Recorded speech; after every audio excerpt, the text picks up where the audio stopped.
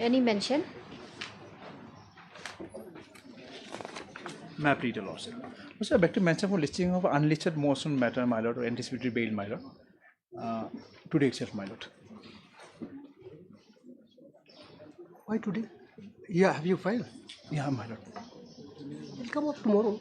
My lord, the urgency is this, my lord, that the police, we are apprehending that the police is going to arrest us, my lord. That is the problem, my lord. The case is, the affair is at 2024, my lord. Recently we came to know about it, concerning Tura police station, my lord. So the urgency is there, my lord. My lord. May I please, Your Lordship, I beg to mention item number 6. The conducting counsel is having some personal difficulties.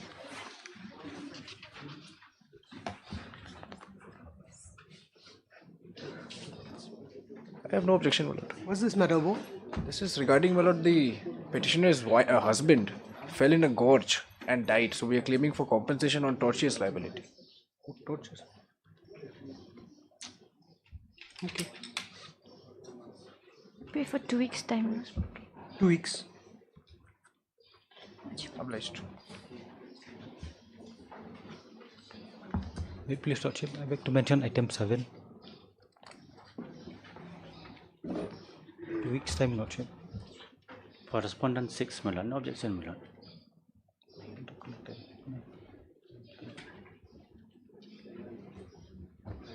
Lord, item 9 is also same subject matter, my lord, and I'm for the petition and item 9. 7 and 9 connected. Connected, my lord. Okay. Obliged, Your Lordship. 2 weeks, 7 and 9.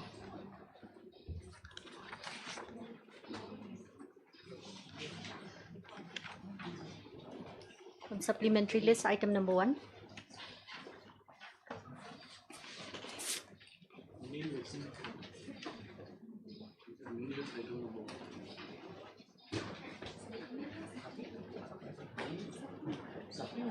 Supplementary number 1.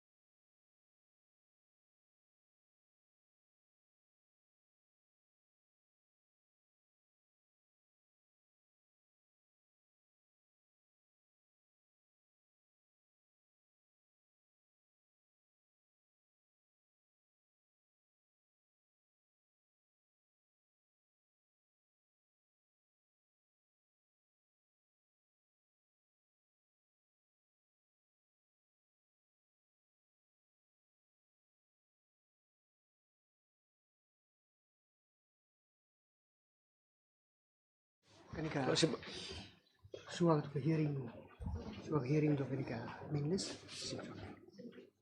Lordship, I'm praying for some more time to find my paper book in this matter.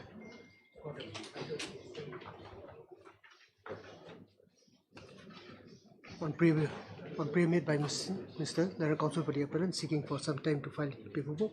Matters adjourned. Decision after 2 weeks. 3 weeks, Lordship. 3 weeks. Much obliged, Lord. On supplementary list, item number 4.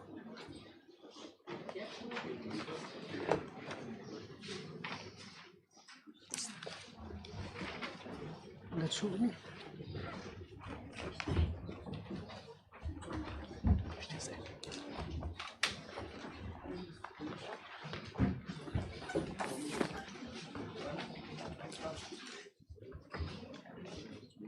My Lord, in the last occasion, our argument reached to the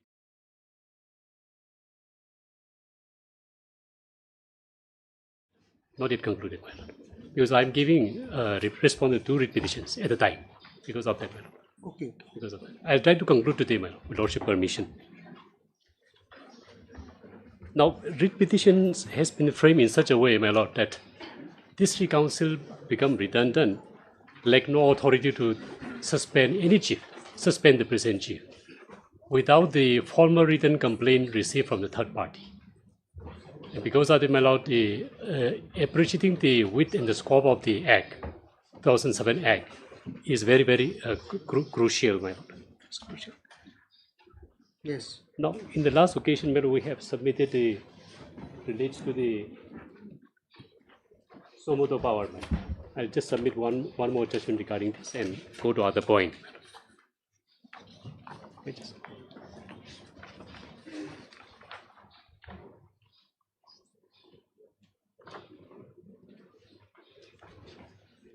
My Lord, here in this case also,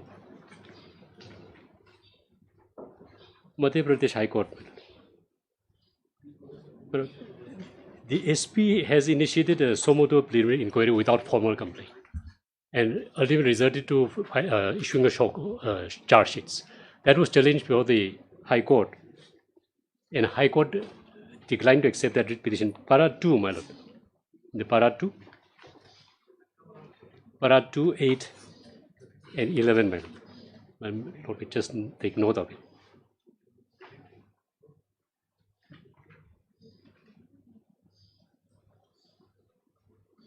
Para 2. Para 2, 8, and 11.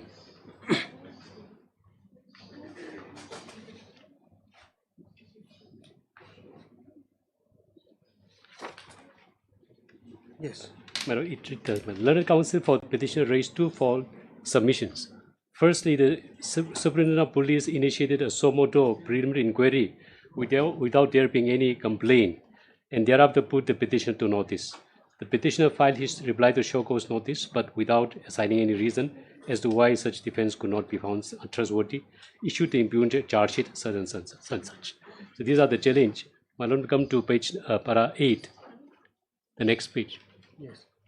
He said, this is trial law that interference at the stage of charge sheet can be made on limited grounds. If allegations mentioned in the charge sheet are accepted on its face value, and even then no misconduct is made out, interference can be made. Interference can also be made if charge sheet is issued belatedly, and such delay in issuing the charge sheet was caused prejudice to the petitioner. The disciplinary authority is unable to assign justifiable reasons for issuing the charge sheet without inordinate delay. The charge sheet can also be a subject matter of judicial review if it is issued by incompetent authority.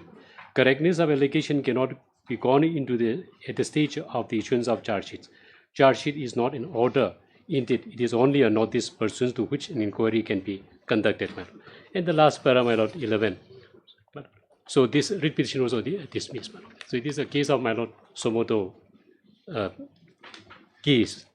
Now, in the present writ petition, my Lord, here, as I submitted earlier, just recollect, my Lord, contention of the writ petition is that unless the formal complaint is filed by any third party, District Council cannot be an author of the complaint, and you cannot suspend. That is a contention. Now, District Council take the plea that yes, there is no formal complaint. It is a Somoto proceedings derived from the records itself, and we are proceeding. He is challenging that proceedings, my lord. So if Lordship kindly mark in para 19, 20, and 24 hours in the writ petition, that's what they say, my lord.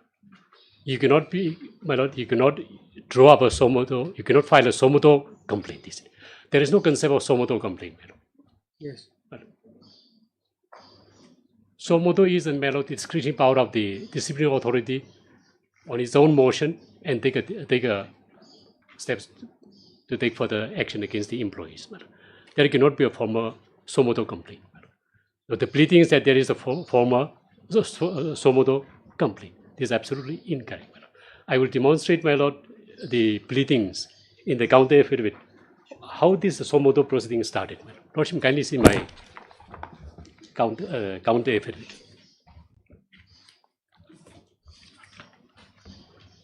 This is in 233, no? My lord, yes. The second writ petition, my lord. 232.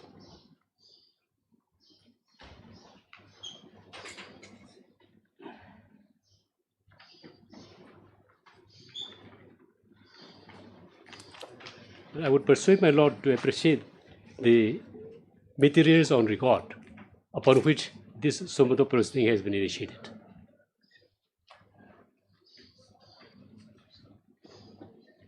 This is affidavit dated 4/6. My lord, yes. 4/6.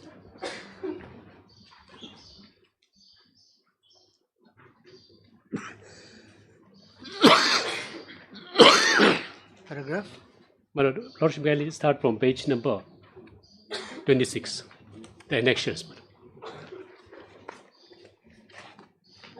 Yes. My lord. This was the first demand notice also issued to him in 2022, requesting him to pay the 10%. At the bottom, you are also pay the 10% market share to the council. Yes. My lord. He did not reply. Thereafter, page number 28.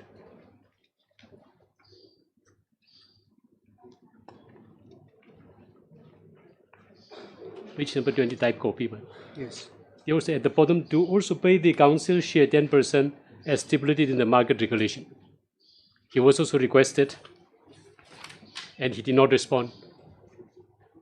He was holding the post of acting chief at that point of time. Yes.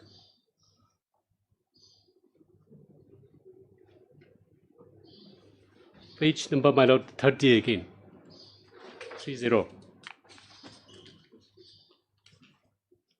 Here was another notice. 10%. My lord, 10%. He did not. In 2023, he became the chief. There was my lord, page number 32. This notice was issued to him to pay 10%. He did not respond, my lord. At page number 35, Yes.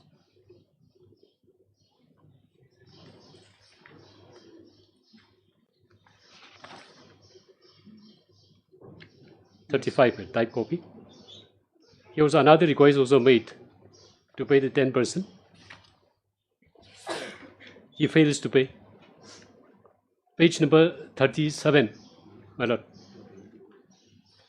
Yes. My lord, just take note of it on. I will not read the content. It is the substance, my lord. 37 also same. For different financial year. He did not. Page number 38 also. 38.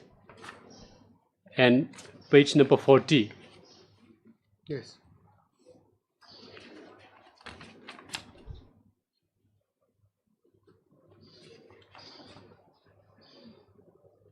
Yeah. And my lord, respond to the page number 40. Demand notices. He has given a reply in writing, page number 42.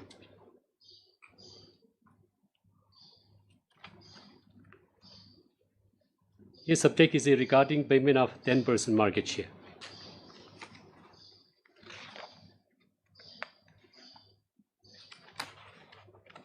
What is his reply, my lord? He replied, that with reference to subjects as mentioned above, this third part of the CM of Hima Darbar has taken resolution to request you, after searching the records and findings, the Hima Millennium has never paid this then market share. The markets under Hima Millennium are those that have existed since time immemorial. See, Mr. This concern issues of merits, On merit, which will be looked into. You see, when during inquiry. when the complaint or inquiry is Inquiry, exactly. for the purpose of limited purpose of this matter. Right. I don't think it's material. Right. Therefore, they just take one plea that they are not entitled to pay. So that is absolute lordship is correct, whether they entitled or not. They have to place their case before the inquiry officer. And if they make out, everything will drop. If they cannot make up, then the report will come. So I just want to show the materials only, the reply. I want to say that there are sufficient materials upon which this Somoto proceeding initiated. My Lord. Subsequently, I will not read the content. My Lord, may kindly come to 46. Thank you. 46 is my Lord, the exemption. My Lord. Yes. He claimed for exemption that I'll show the judgment later on, my Lord. Under the regulation, my Lord, the exit committee is not empowered to grant any exemption, tax exemption. Therefore, the law is very clear. Any authority without sanction of law grant any exemption or pass any order, that order do not confer any rights upon any person. So he take that belief. I'll come to that later, judgment. And thereafter, my Lord, page number. Even then, for your fault, he cannot be, penalized. But that issue, my Lord, that issue is, my Lord, the exemption is 2024. Even assuming that this exemption is given, right or wrongly, and for which council is prohibited to take action. What about the previous financial year that he defaulted again and again? That issue remain the same. Assuming that, my Lord, this exemption has given him some benefits. I'll come to that point, my Lord. Now, page number 47.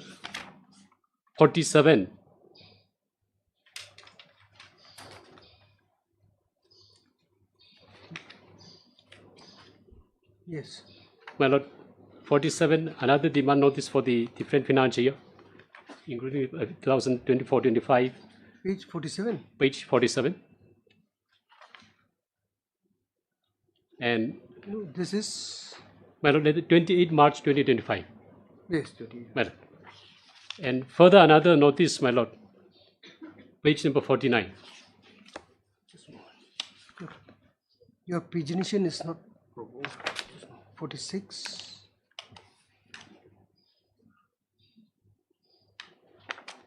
The type copy, my translated copy, marked as Annexure 11. Yes.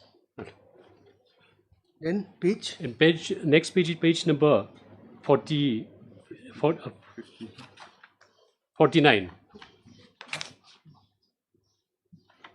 This is a translated copy of. Translated 48. copy of page number 50. Page number 50. Yeah, 50, my Lord. Okay. Translated copy of page number 50.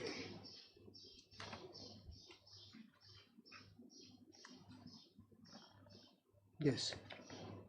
My Lord, and page number 51 is his reply again.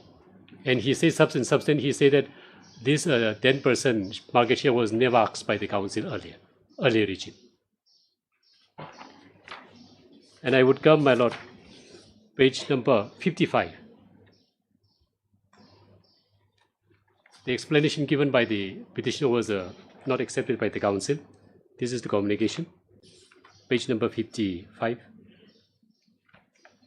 Translated copy of page number 56. And page number, my Lord, 57.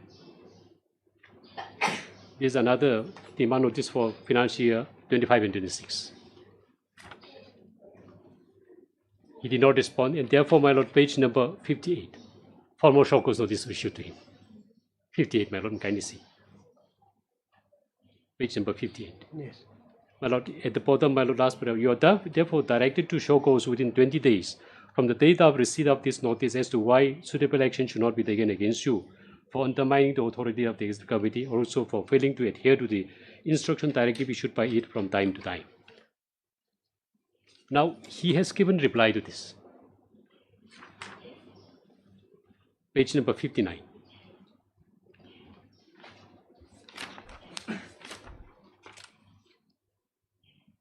Yes.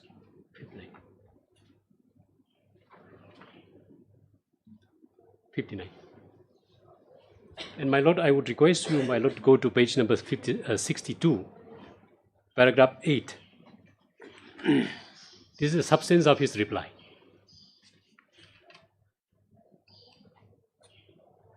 Yes. My lord, with lordship permission, may I just read this paragraph only, my lord.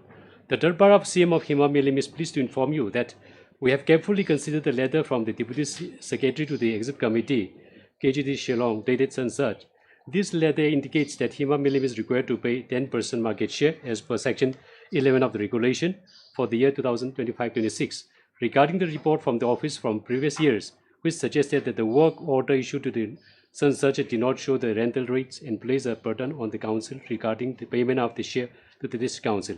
In our discussion, the Darbar Hima Milim understands that the executive committee of the KGTC has not prohibited Hima Milim from collecting tolls from the markets.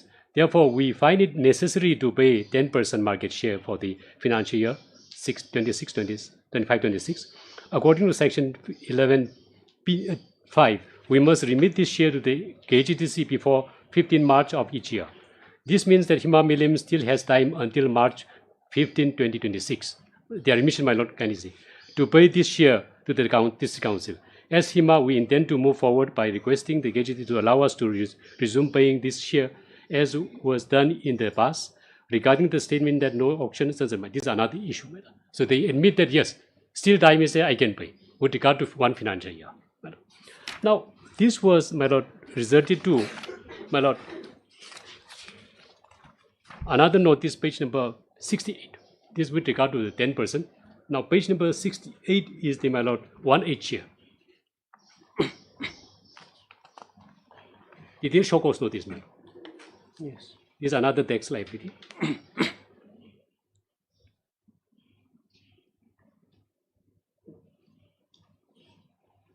This also show cause. It is show cause, my lord. It is show cause was issued. My lord, mechanic, second paragraph. Further, it has been noted by the council that since you took responsibility and assumed charge as CM of Milim, the statutory 1/8 share payable to the council, which is a dedicated fund and cannot be used for other expenses, has not been regular or adequately deposited by you. Just you're reading para. Second paragraph. Second paragraph. Further, madam. Further. It has been noted. Yes, it has been noted, madam. It has been noted by the council that since you took responsibility and assumed the charge as CM of Hima Milim, the statutory 1/8 share payable to the council, which is a dedicated fund and cannot be used for other expenses, has not been regular or adequately deposited by you, indicating gross negligence and disregard of the financial responsibilities corresponding to your income. The year-wise details of your actual income, the corresponding 1/8 share payable to the council, and the amount actually transferred by you are shown below. This is all from his record. I will not take find my lord here 7 financial year disclosed.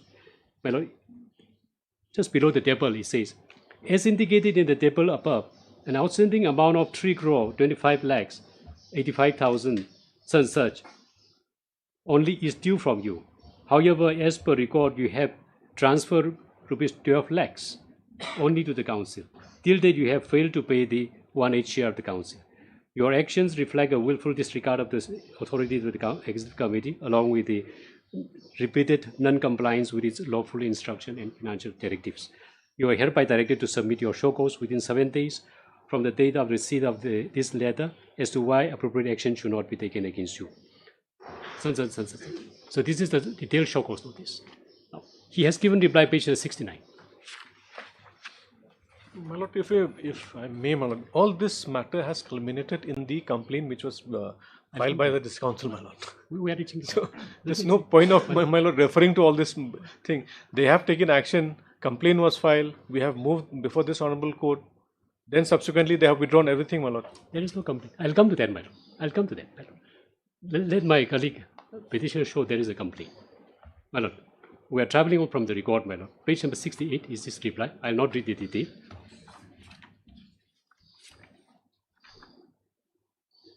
Only, my lord, page number 72. para 5.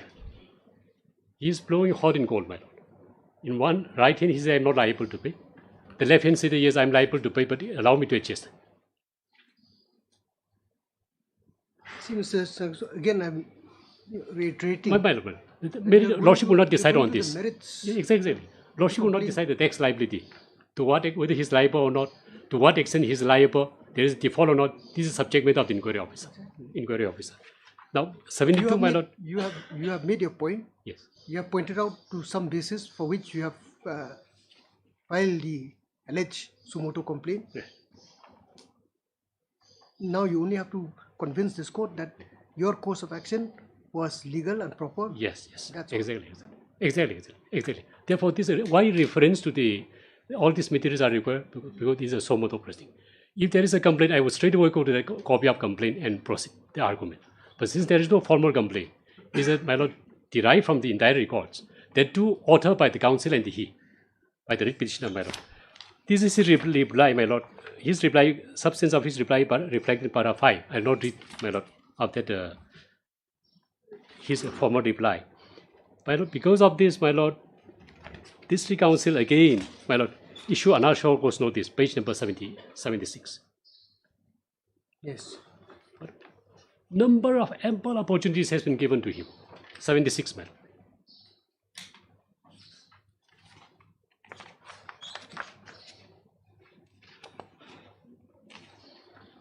Yes. 76, man. Last para may I read out. You are hereby required to note that in the event of your failure to appear on the scheduled date, it shall be presumed that you have nothing further to state in the matter, and the exit committee shall proceed accordingly. So, fixed for his personal appearance, personal hearing. My lord, page number 77 also. Notice given to him, please, when you come along with the records, if you have. There's a page number 77 notice. And page number 78 is the hearing. In the hearing, my lord, last time I pointed out, he participated along with his mantris and the pasans. They don't dispute. They agreed that I'm liable to pay. But allow me to adjust with the 1 HL. Payment of 10%, how can I pay? He said, allow me to pay through the 1 HL. In 1 HL they paid, my lord, I've shown, my lord, 3 crores something are pending from his own record. And he has paid 12 lakhs. And he is urging the exit committee that you never asked earlier, therefore allow me to adjust in the same manner. So the council replied, no, earlier regime might have failed to ask you to pay. But that doesn't preclude the present exit committee to ask you to make a statutory compliance. Therefore he said, yes, I'll do it. Give me some time. This is the substance of his hearing. Here he never participated, he never questioned. These are sumoto proceedings. If there is a complaint, all these notices are considered as per his writ petition pleadings. All these notices, demand notices are, but as if like it is a complaint. It's not a complaint. It's a notices, madam. And if this is the matter, this become the complaint. Why he did not agitate? Why he participates, madam? That you cannot. That you could have said that no, Mr. Council, you're authoring the complaint by yourself. You issue notices to me, and you are fixing a hearing to examine your own complaint. You're not capable of holding the hearing. You could have raised it, but he knew very well that these are sumoto proceedings. Participation made by him and the district council officer, he gladly participated. And in his pleading, he said that he was proactively contesting. That is his pleading. I will not go to that one. Therefore, he waived his right. Now, he cannot say that no, the district council could not take action. Now, after hearing this, he assured that he will pay. Therefore, they give him another notice. The police paid. Then from there, my lord, he said, well, I'll show that only. Well, then Lordship kindly proceed further. Page number 81.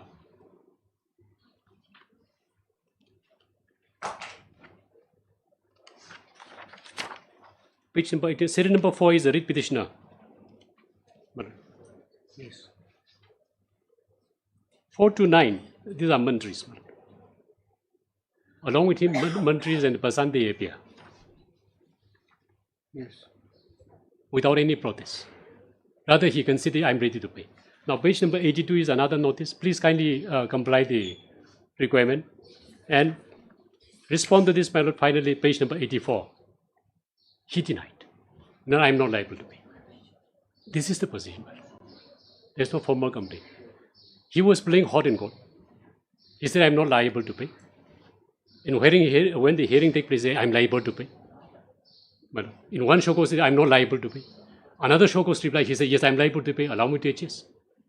And this is finally he said, I'm not liable to pay at all.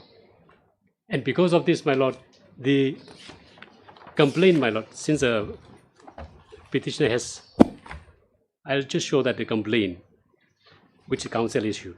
Page number 29 of the writ petition.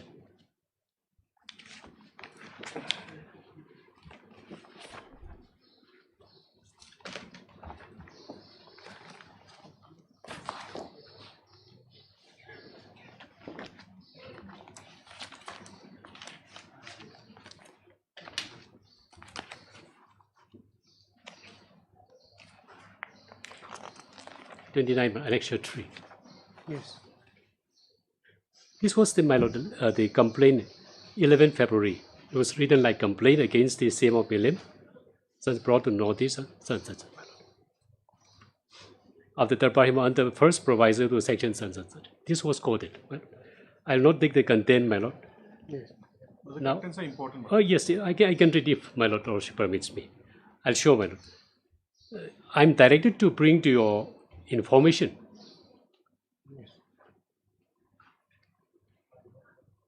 that, my lord, that as a CM of William, you have failed to credit the 10% of the gross income derived from the ILAGA to the District Council since 2022-23, 23 financial year, they have mentioned, my lord, as per Section Council regulation, and 1/8 share of the District Council as per the regulation for the budget estimate of such. Now, lordship, you kindly see, this notice is for 10% is 3 financial years, and 1/8 share is 1 financial year, they have mentioned. Now, further, despite the approval being cancelled by the Executive Committee by such 2025, you had or continue with the collection of toll tax from the markets within the CM of Millennium Sameship, which is found to be incomplete disregard of the Executive Committee, KJDC and such. My lord. Yes. By such action, it appears that you have conducted himself in a manner derogatory to this office and has undermined the authority of the AEC of the KJDC, as well as violated the statute, customary rights and practices prevailing in the CMship as provided under such 2007. Madam, the Executive Committee hereby directs that you shall convene the third party HIMA within 1 week to take up the above issues without fail. Failure to comply with this direction, you will invite appropriate action against you.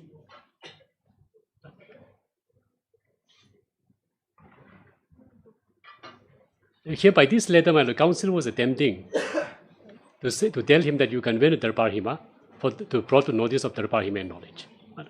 And this reduced as a written caption as a complaint.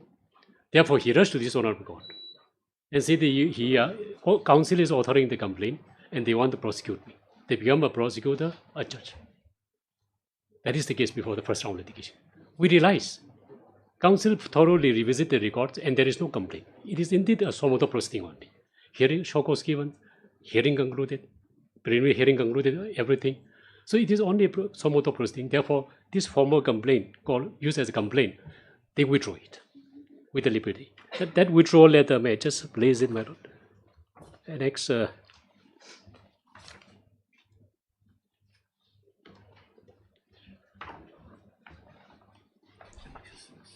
Next year, 65. Thank you. Yes. Well, I'm grateful to my esteemed colleague. He pointed page number 65. That is the withdrawal letter. Page number 65.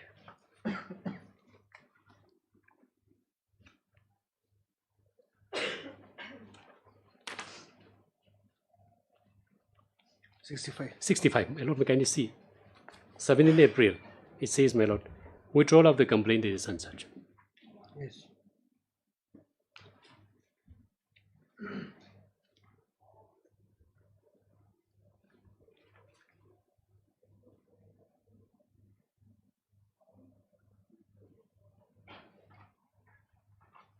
This complaint dated 11/2. Yes, 11/2.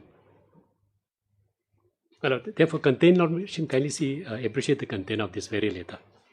It says, I'm directed to inform you that the Executive Committee, KJTC, decided to withdraw the complaint dated 11/2/26, as the same was issued due to bona fide mistakes. In view of the same, the above complaint stands withdrawn with effect from today, with liberty to consider the matter. I see, consider the matter in accordance with law. Council never withdraw the proceedings. What they withdraw is the letter, the complaint, so-called complaint, which creates some confusion. After this matter came up here, they never agitate. They also, yes, withdrawal has been made. It was not, my lord, they are contending before this Honorable Court now that entire proceedings from 2022 till 26 has been dropped.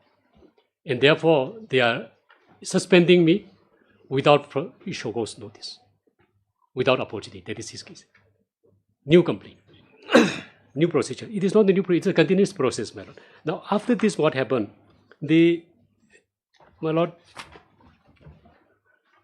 I would come to the my counter affidavit, page number 88 of my counter affidavit, the last annexure.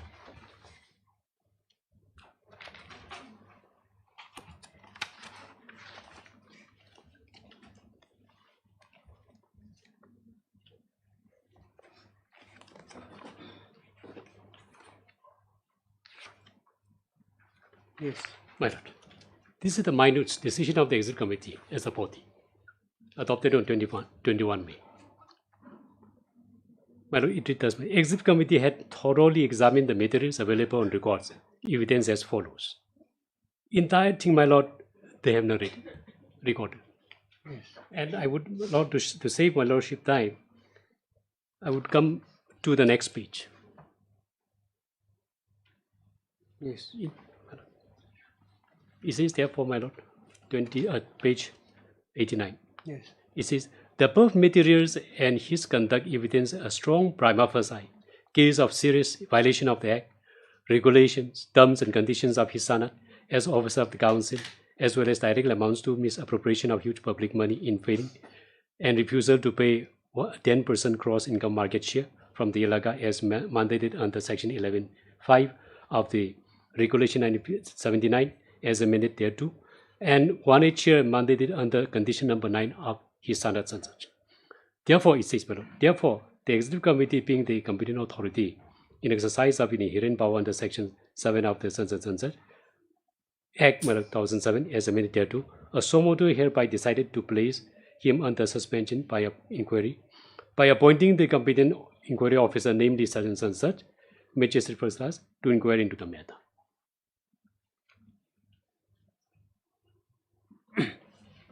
To inquire into the matter. In the last paragraph, my lord, while keeping in mind the present Deputy CM is found to be the younger brother above suspended chief, and therefore may not be appropriate to appoint the present Deputy CM to exercise all the powers and functions of the CM as acting chief for the larger interest of independent and fair inquiry, as well as to avoid any perceived biasness and fairness of consultation process with the Executive Darbar headed by the present Deputy CM is susceptible to biasness.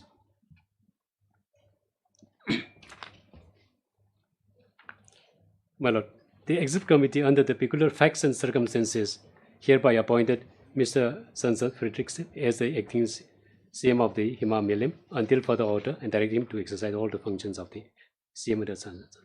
So now, pursuant to my lord, three things happen. District Council Executive Committee as a whole, my lord, has, my lord, 8 Executive Committee members out of 8, 5 has signed, majority has signed. Place him under suspension, number 1, appointed the acting chief, and number 3, appointed the inquiry officer. Three things happen. This is the direct consequences of the Somoto proceedings. For this, my lord, we don't need to issue a show cause notice to him.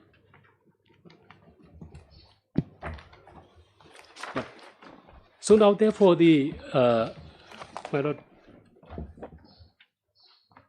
the contention of the petitioner that there is a complaint, and where is the complaint? He would show the demand notices. And where is the another complaint? That the complaint which we have withdrawn already. He did not deny the records throughout. Till he is not denying. Therefore, only his contention is that, my lord, counsel cannot proceed under Section 7 without a complaint referred to the executor power for knowledge and information. Now, therefore, the width of Section 7, it doesn't include the complaint, the suo proceedings. Suo proceeding, by its nature, it is inherent with the disciplinary authority. Therefore, the way the Section 7 is interpreted by the petitioner is only restricted to narrow down to formal complaint. I would place to judgment, my lord. Supreme Court says, my lord, when the statutes, one can find more than one interpretations, my lord, which one the court will adopt.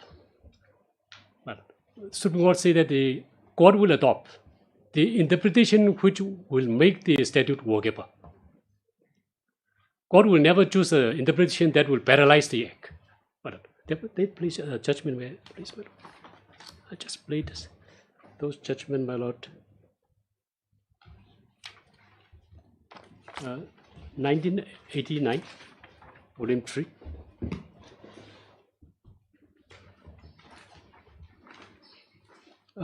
Page number 709. 709.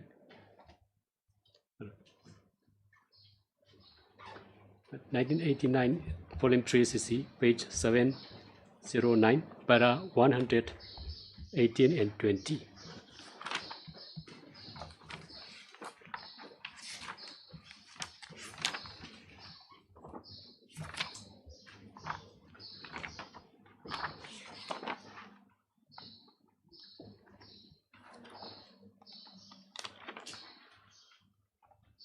Yes. But let's just read that paragraph 118, 19, and 20. It reads thus, well. Yes. It says that the courts strongly lean against any construction which tends to reduce a statute to futility. The provision of a statute must so construed as to make it effective and operative on the principles and such. It is no doubt true that if a statute is absolutely vague and its language wholly untraceable and absolutely meaningless, the statute could be declared void for vagueness. This is not in judicial review by testing the law for arbitrariness or unreasonableness under Article 14, but what a court of construction dealing with the language of the statute does in order to ascertain from and accord to the statute the meaning and purpose which the legislature intended for such a matter. It says that unless the words were so absolutely senseless and I could do nothing at all with them, I should be bound to find some meaning and not to declare them void or uncertainty. My lord, when a statute has some meaning, even though it is obscure or several meanings, even though there is little to choose between them, the courts have to say what meaning the statute to bear rather than reject it as a nullity. It is therefore the court's duty to make what it can of the statute, knowing that the statutes are meant to be operative and not inept, and nothing short of impossibility should allow a court to declare a statute unworkable. A statute is designed to be workable, and the interpretation thereof by a court should secure that object, unless crucial omission or a clear direction makes the end unattainable. This is one judgment. Another judgment, may I please? 2019, volume 18, ACC.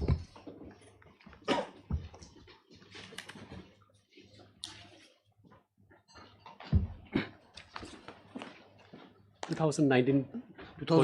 Yes, 2019, volume 18, ACC, page number 39, relevant para 30.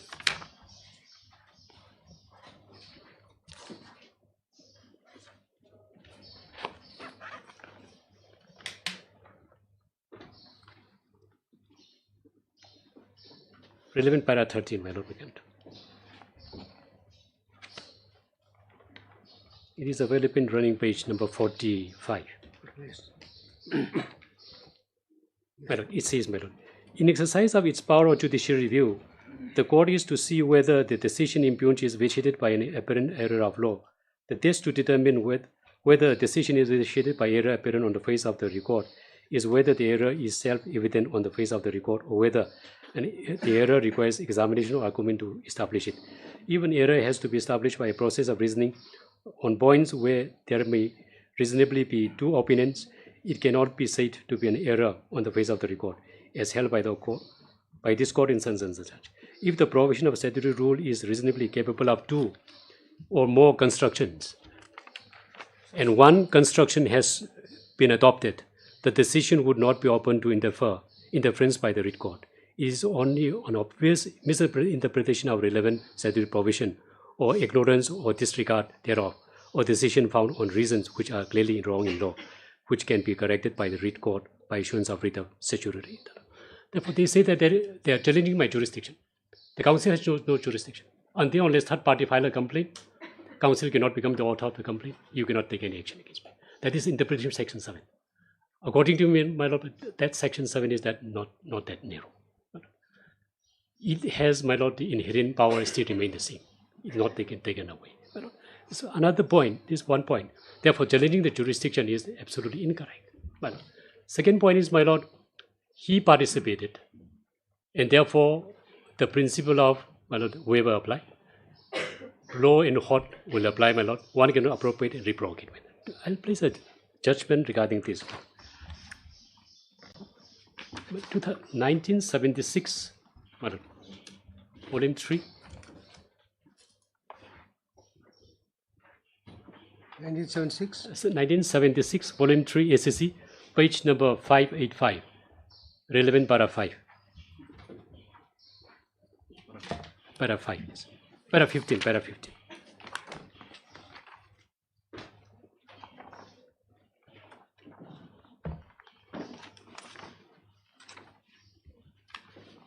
Yes. Para 15, he says. We do not, however, consider it necessary to the present case to go into the question of the reasonableness of bias or real likelihood of bias, as despite the fact that the appellant knew all the relevant facts. He did not, before appearing for the interview or at the time of the interview, raise even his little finger against the constitution of the selection committee. He seems to have voluntarily appeared before the committee and taken a chance of having a favorable recommendation from it. Having done so, it is not now open to him to turn around and question the constitution of the committee. This view again sprang from the decision of this court in Sansan's case, where in more or less similar circumstances, it was held that the failure of the appellant to take the identical plea at the earlier stage of the proceedings created an effective bar of waiver against him. The following observation made herein are word as Sansan. In my submission, he participated. He never questioned it. He responded to show cause notice. Hearing participated, and therefore now the ultimate result of that hearing is the suspension pending for inquiry. He cannot question that. He has waived already his right. Another judgment, may I please, that he cannot be allowed to blow hot and cold. Well, 2011 volume 10.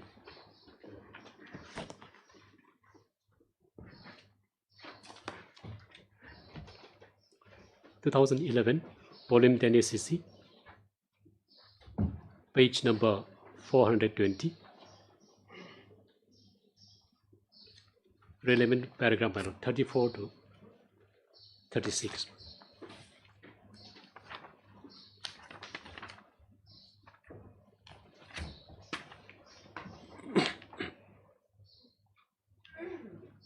Well, 34 and 35. Yes. 34 does. But 34 means a party cannot be permitted to blow hot and cold, fast and loose, or abrogate and rebrogate. Where one knowingly accepts the benefits of a contract or a conveyance on an order, is it stopped to deny the validity or binding effect on him of such contract or conveyance or order. This rule is applied to do equity. However, it must not be applied in a manner as to violate the principles of right and good conscience. 35. Thus, it is evident that the doctrine of election is based on the rule of estoppel. The principle that one cannot abrogate and reprobate inheres in it. The doctrine of estoppel by election is one of the species of estoppel in bias, equitable estoppel, which is a rule in equity. By that law, a person may be precluded by his actions or conduct or silence when it is his duty to speak from asserting a right which he otherwise would have had. In the facts and circumstances of the case, as the respondent resorted to clause 5 of the purchase agreements and such regarding price adjustment, and the offer so made by the respondent has been accepted by the appellants and agreed to receive a particular sum offered by the respondent as a full and final settlement, the dispute seems to an end. The appellants cannot take a complete somersault and agitate the issue that the offer made by the respondents had erroneously been accepted. My humble contention regarding this judgment is that he participated. Now, he cannot question my jurisdiction. He cannot blow hot and cold, fast and loose. This is with regard to, my lord, section 7. Now, the jurisdiction, the judicial scope of judicial review on the suspension is very crucial, my lord. I would place the judgment before I touch to section 8. Lordship may kindly see the judicial review of the High Court under Article 226 of the Constitution on the suspension pending inquiry is very, very limited. My lord, it is a discretionary power of the appointing authority. I'll place the judgment straight away, my lord. If my lord come to 1999 volume 3 ACC, page number 679, para 26, my lord.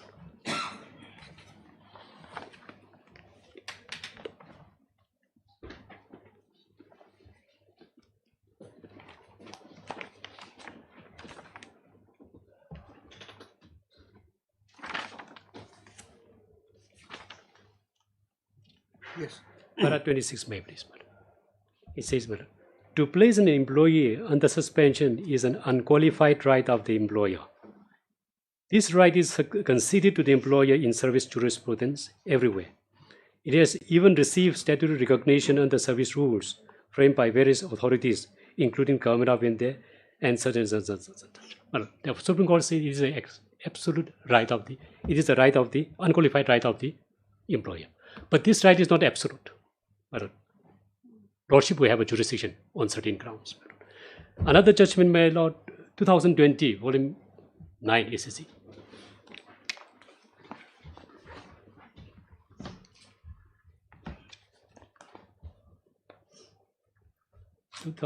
volume 9 ACC, page number 471.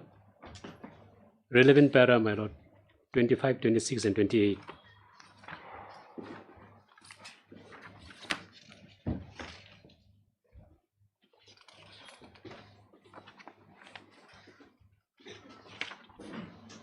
Madam, 25, 26, and 28, may I think.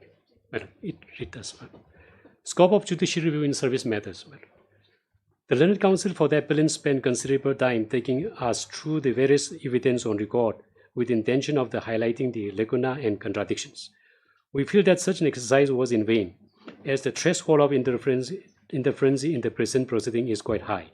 The power of judicial review discharged by constitutional courts under Article 226 or Article 32, or when sitting in appeal under such, is distinct from the appellate power exercised by a departmental appellate authority. It would be gainsaid that judicial review is an evaluation of the decision-making process and not the merits of the decision itself. Judicial review seeks to ensure fairness in treatment and not fairness of conclusion. It ought to be used to correct manifest errors of law or procedure which might result in significant injustice or in case of his biasness or gross unreasonableness of outcome. The principles has successfully elucidated by 3 judge bench of this court in Sunset Panel. May I take that 13, my lord? The disciplinary authority is a sole judge of facts. Where appeal is presented, the appellate authority has a coextensive power to appreciate the evidence or the nature of punishment. In a disciplinary inquiry, the strict proof of legal evidence and finding on that evidence are not relevant. Adequacy of evidence or reliability of evidence cannot be permitted to be canvassed before the court or tribunal. May I come to 28. It is well settled that the constitutional courts, while exercising their powers of judicial review, would not assume the role of appellate authority. Their jurisdiction is circumscribed by limits of correcting errors of law, procedural errors leading to manifest injustice or violation of principle of natural justice. But put differently, judicial review is not analogous to venturing into the merits of a case like an appellate authority. Lordship has pointed out that the merits of the allegation against him, Lordship will not venture into that one. this is left to the, my lord, inquiry officer, my lord. The sufficient materials. When those sufficient materials are there, my lord, the writ petition is inviting lordship to make an observation on the merits. My lord, this temptation, lordship would decline it, my lord, decline it. Another judgment, my lord, which I may place, 1989, 1 SCC.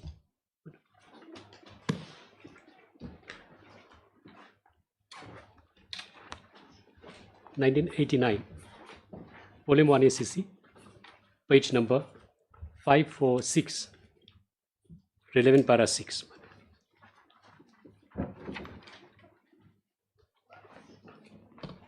This is on which point? My lord. On what point? This also, my lord, similar points, my lord. So, suspension, my lord. My lord may just mark it as a lengthy paragraph. I will not read it, my lord. But lordship may just mark it, my lord. He is appearing in this case. And I may come to another judgment, 1994. My lord. Same point. My lord, this would be, my lord, yes, lordship may I not take true, but lordship may just mark it, my lord. This general principle of suspension is highlighted by Supreme Court. I'll not go through, my lord. Lordship may mark it. My lord, in my list of citation, you kindly see.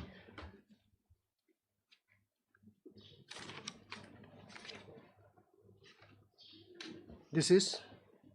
But this is 1994, volume 4 ACC, page number 126, para 7, 8, and 13. The general principle laid down for this suspension pending inquiry. And the fifth judgment, my lord, I have already made compilation in a earlier submission also we have submitted. What is the relevant para here? Relevant para, my lord, para 7, 8, and 13. My lord, we kindly go through later. The general principle is laid down there. And the last judgment with regard to, my lord, Supreme Court judgment 2002, I have made a compilation in the earlier occasion. It is already there, my lord. Is a relating to Charleston, Southern versus KGTC. Yes, KGTC versus Charleston, Southern. It is available in page number 60 of the compilation submitted earlier occasion. Is it reported? My lord, it is a reported also. It's a reported also. Should be in JLR But or SEC. it is a Supreme Court. Supreme Court. Supreme Court.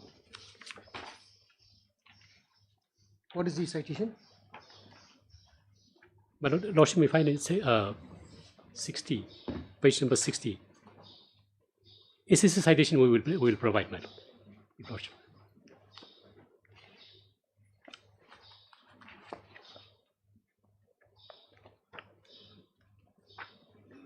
Same happened in this William same ship. 1959 Act. Suspension pending inquiry. 1959 Act. Yes. Okay. 59 Act is there, my lord. Pending suspension inquiry is there, my lord. I have argued on this point, my lord. Now, another point, my lord, this is with regard to suspension, my lord. So my humble submission is that regard to suspension, my lord, there is enough materials on record. This is sufficient for the council to proceed for inquiry. Yes. This cannot be, my lord, challenged by the writ petitioner before this honorable court. He will have a sufficient opportunity to challenge before the inquiry officer. And therefore, regard to suspension, there is no procedural error. Suspension was placed in accordance with law, in exercise of inherent jurisdiction, and he has to face the inquiry, my lord. Now, with regard to appointment of the acting chief, Section 8, Section 9, and Section 25, they have taken the plea. My lord, we kindly take the pain to see Section 8 of the Act.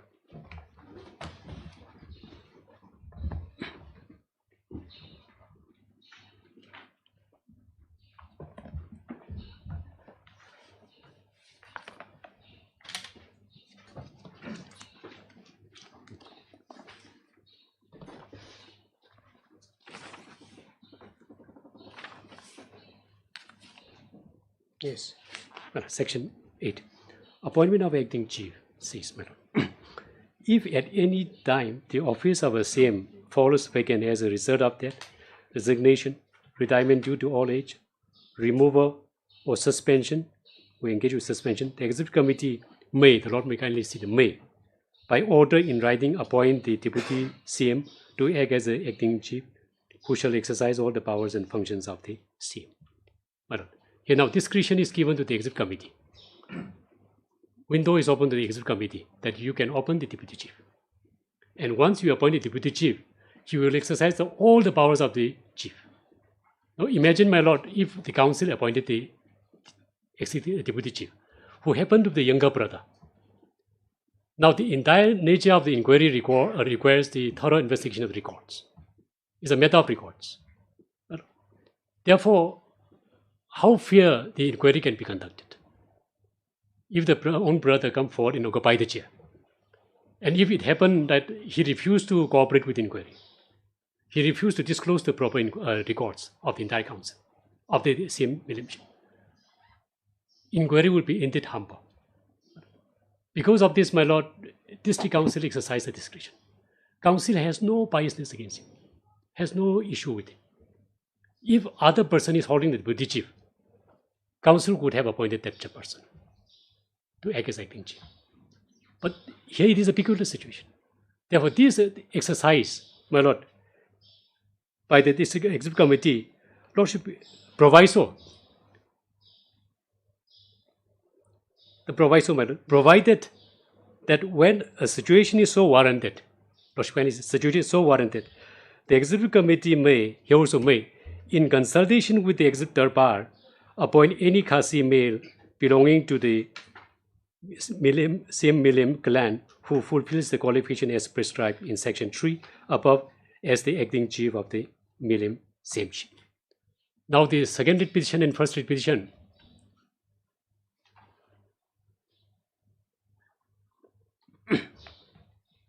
Yes. my Lord, they have taken the plea that the present acting chief is not qualified. Now I would show Lordship kindly see the definition clause of this act, my Lord. Lordship kindly see section 2, subsection D, subsection E, my Lord, of definition clause. Who is a deputy CM? E, my Lord. Deputy CM or CM kind means a Khasi adult male belonging to any of the likable of the same clan of Milim, same ship, and duly appointed as such and such. Now, likable, Lordship kindly see at the bottom K. No, this is Deputy CM. Deputy CM, therefore they are saying that Deputy CM, the acting CM we have appointed is not qualified to hold the post of the acting chief. He is not qualified. Therefore, Lordship kindly see K, likable, well, he comes from the Milim womb. 3 wombs are mentioned here. Likable means 3 wombs of the Milim same ship clan, 1 Milim womb, Lightcore womb, and Maulai womb. Present acting chief come from the Milim womb. And therefore the proviso provides. Therefore, District Council has, my Lord, exercised this window. These 2 windows opened by the Act, my Lord, either to appoint the deputy chief as acting chief or any Khasi male. My Lord, there is a legislative wisdom in that to overcome the peculiar circumstances like this nature. The flexibility is given to the Executive Committee that in a situation if so warranted, you can appoint any Khasi male other than the deputy chief. And the situation warranted here under these circumstances, my Lord, he happened to be the younger brother.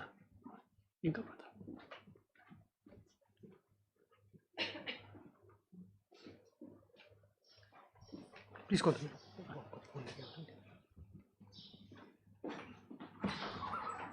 Yes. Shall I continue? Yes. But no, therefore, my Lord, this discretionary power given to the Executive Committee, there is a rationale behind. The law is, my Lord, is not that strict. The lawmaker foresee the circumstances that there may be a situation arise where deputy chief may not be a relevant person to hold the post of acting chief and discharge all the function of the chief. Now, this window open to the council has selected the 2. Now, this discretionary power Yes. exercised by the Executive Committee, writ petitioner cannot challenge it. Now, here this proviso provided may in consultation My lord. Consultation with the executive bar. Another point, my lord. Yes. This consultation also not mandatory. They have taken the plea that no, they never consulted with the executive bar, therefore appointment of acting chief is wrong. Now imagine a person is placed under suspension today. Now district council is going for consultation process. There will be a vacuum in the sameship office. Therefore, if district council go for selection, the consultation process, and in that case, they would direct the deputy chief, petition number 2, to summon for the meeting. My lord, how fair it would be to replace the person, allow him to sit in place of his brother. Therefore, this discretion, the word may, consultation is not mandatory. It is a mere directory. Discretion is given to the executive committee to apply their wisdom in the given circumstances. Now, council has applied its wisdom. Now, this wisdom, it may be wrong in their eye, but this is one of the wisdom. So, how the wisdom exercised by the council cannot be replaced by this honored court. But therefore, apex court say that once the discretionary power is exercised by the authority, and that exercise of discretionary power appears to be reasonable, one of the view, court cannot substitute their own view, brush aside the view of the authorities, and supply with the view of the court. That is impermissible. I'll place few judgment regarding this matter. My lord, 2006, volume 6.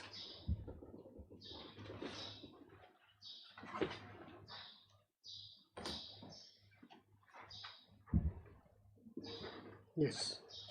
2006, volume 6, page number 794, relevant para 13 and 14. 2006.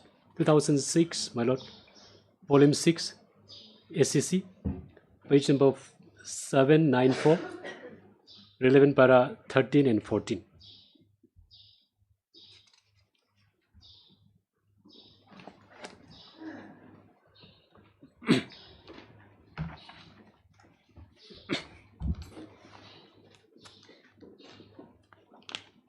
Yes.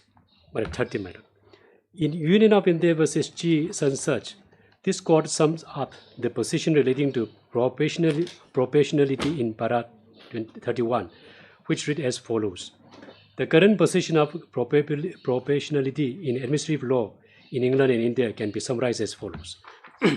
To judge the validity of any administrative order or statutory discretion, normally the Winesbury test is to be applied to find out if the decision was illegal or suffered from procedural improprieties or was one which no sensible decision maker could, on the material before him and within the framework of the law, have arrived at. The court would consider whether relevant matters had not been taken into account, or whether irrelevant matters had been taken into account, or whether the action was not bona fide. The court would also consider whether the decision was absurd or perverse. The court would not, however, go into the correctness of the choice made by the administrator amongst the various alternatives open to him, nor could the court substitute its decision to that of the administrator. This is the Winesbury test. The court would not interfere with the administrator's decision unless it was illegal or suffered from procedural impropriety or was irrational, in the sense that it was in outrageous defiance of logic or moral standards. The possibility of other tests, including proportionality, being brought into English administrative law in future is not ruled out. As persons, as long as the convention is not incorporated in England, English courts merely exercise a secondary judgment to find out if the decision maker could have, on the material before him, arrived at the primary judgment in the matter, as he has done. My lord, I'll come to 14 straight away. The common thread running through all these decisions is that the court would not interfere with the administrator's decision unless it was illogical or suffered from procedural impropriety or was shocking to the conscience of the court, in the sense that it was in defiance of logic or moral standards. In view of what has been stated in Winesbury case, the court would not go into the correctness of the choice made by the administrator open to him, and the court should not substitute its decision to that of the administrator.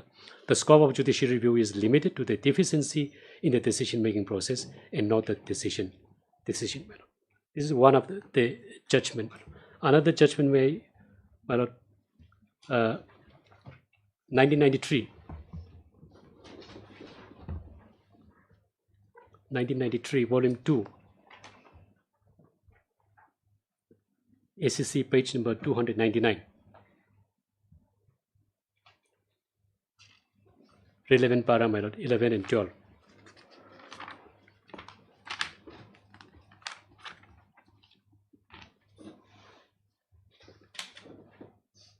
Yes.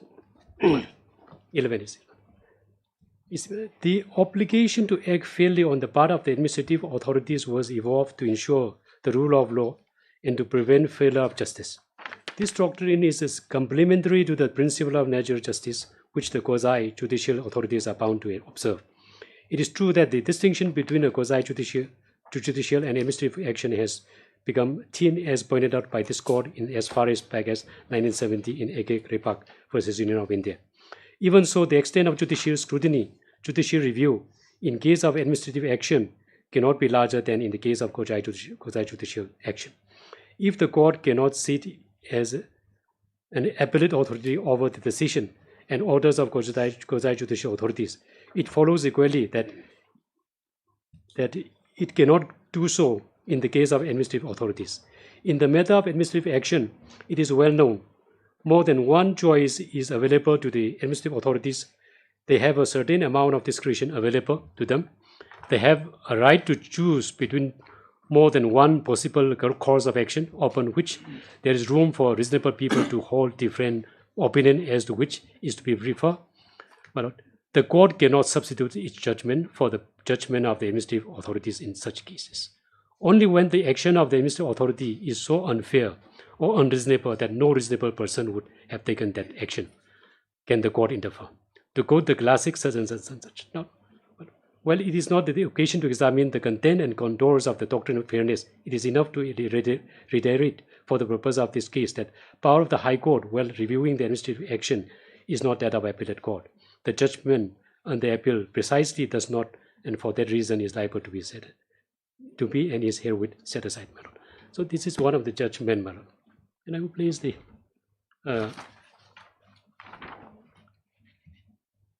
judgment, my lord. One of the latest judgment may just please.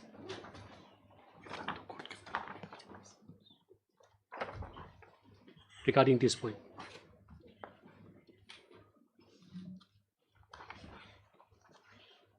Well, paragraph 4.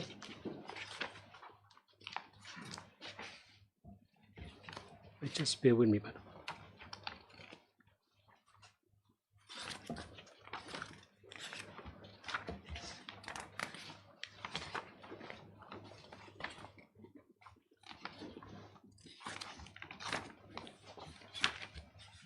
There's another copy, my copy. My lord, just bear with me this.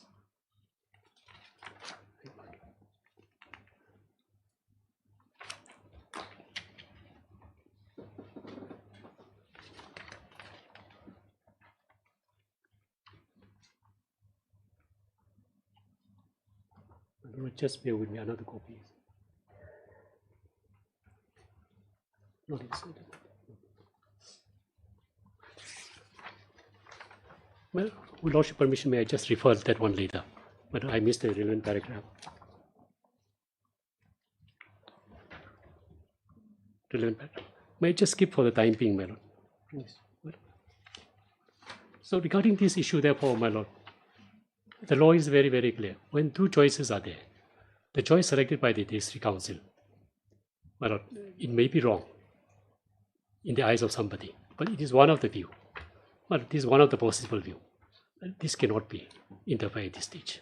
But therefore, selection, appointing the private respondent as acting chief under that circumstances, but it is not irrational.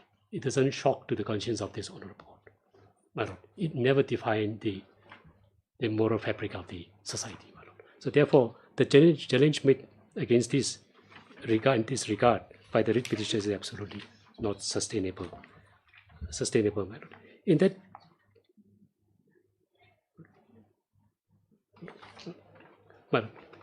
So this is one of the aspect of the matter. Another, my lord, they have referred to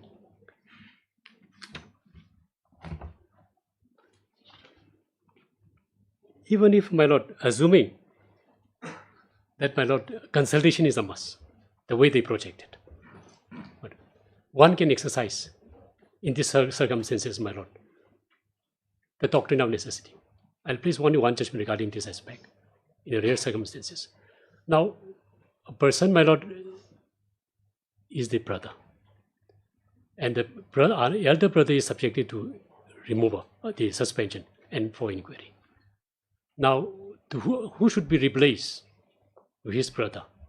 That task is given to another brother. But it will definitely affect the smooth inquiry, the smooth process of inquiry. Therefore, this is, my lord, one of the reasons counsel can even apply the doctrine of necessity in these circumstances. That very judgment, my lord, just please.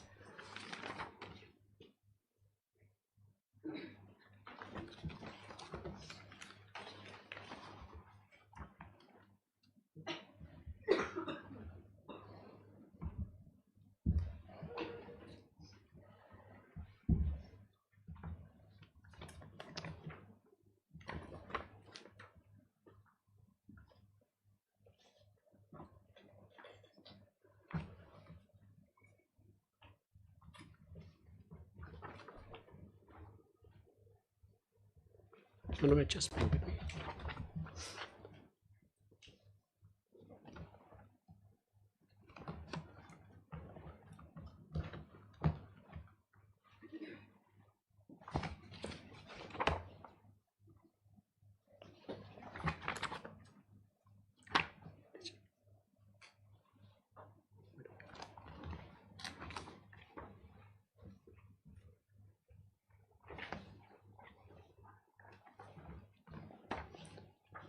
May not behave.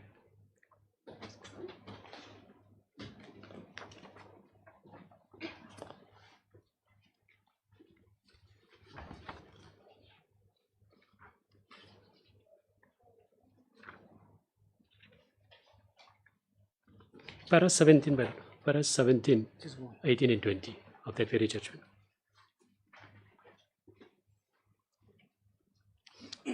He also somehow similar. Para 17, 18 and 20.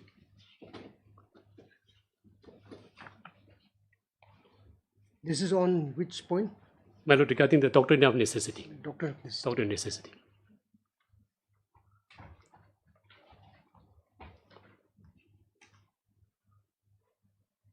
Yes. 17, my lord.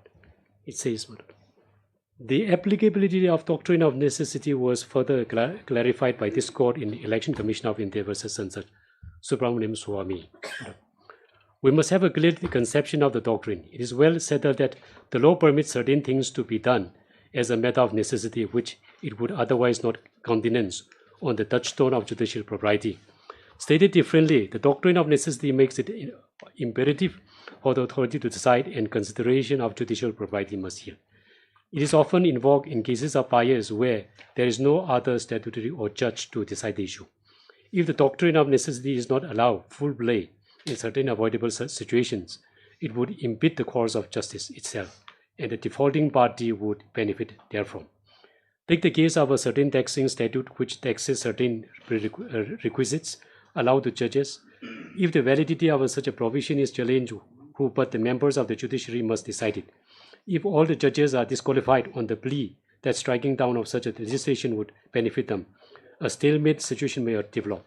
In such a case, the doctrine of necessity comes into play. If the choice is between allowing a biased person to act or to stifle the action altogether, the choice must fall in favor of the former, as it is the only way to promote decision-making method. But 18 Mega.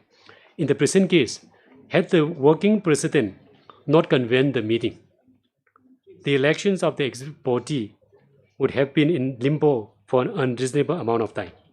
The convening of a meeting by the working president upon the request by the 16 surviving members was a necessity at the time.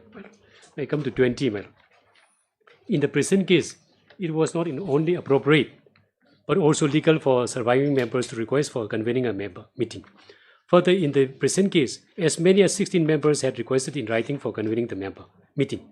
If the submission of the objector is to be accepted that the working president would not convene the meeting, then no alternative has been suggested by the objector as to who would convene the meeting. Alternatively, the president and the secretary who were authorized under the bylaws had died and no election had been held for replacing them. Even the vice president and the joint secretary had also passed away, and they had also not been replaced by any fresh election. The only person who could be said to be managing the affairs of the society was the working president, Sansach, and in particular when all the 16 surviving and valid members had made a request for convening a member. No fault could be found with the decision of working president, Sansach, to convene the meeting. The other option would have been that all the 16 members would have themselves nominated one of the member to chair the meeting of the executive body, and thereafter they could have proceeded to take appropriate decision. In such situation, we are of the view that convening of the meeting for holding the election on such cannot be faulted with question number 1. Now, therefore, the doctrine of necessity, my lord, in these circumstances also, my lord, but counsel action can be even acceptable in this doctrine. But a brother, my lord, as I said, my lord, brother has no complaint. Till the suspension, he was holding the post of deputy chief. No, my lord, there is no dispute, there is no complaint against him. There is no proceeding against him. But nothing is against him, my lord. So council has no, my lord, negative impression about this, repetition number 2. Therefore, only action has been taken, not appointing him, is because of the circumstances. Therefore, lordship kindly see this section 9 of the very act, my lord, the appointment.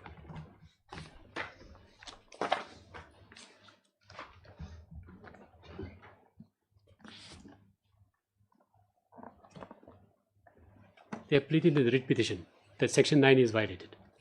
But I would demonstrate with lordship permission, section 9 is not applicable in the present case. My lord, kindly section 9. Yes. It says, my lord, election and confirmation of deputy CM and CM Kana. My lord, lordship kindly see the title, election and confirmation. Yes. It says, my lord, when a vacancy occurs in the office of the deputy CM, it is the duty of the CM in accordance with the customary practices to nominate from amongst the adult brothers or nephews of the CM, and shall introduce the new deputy CM or CM Kana to the executive darbar for approval with a report to the executive committee. Thereafter, the CM shall issue an appointment, order, or sana to the deputy CM, who shall exercise such powers and function as may be delegated to him by the CM and his executive darbar. Deputy CM shall be the member of the executive darbar and the deputy darbar hima, and he shall preside the meetings as and when the CM is not present due to ill health or due to unavoidable circumstances. Now, section 9 is talking about the appointment of deputy CM, not the acting chief. Therefore, the plea taken by the writ petitioner that appointing the private respondent as acting chief violates section 9 is absolutely misplaced. With greatest respect, my lord, the writ petitioner contention is misplaced. It operates in different field.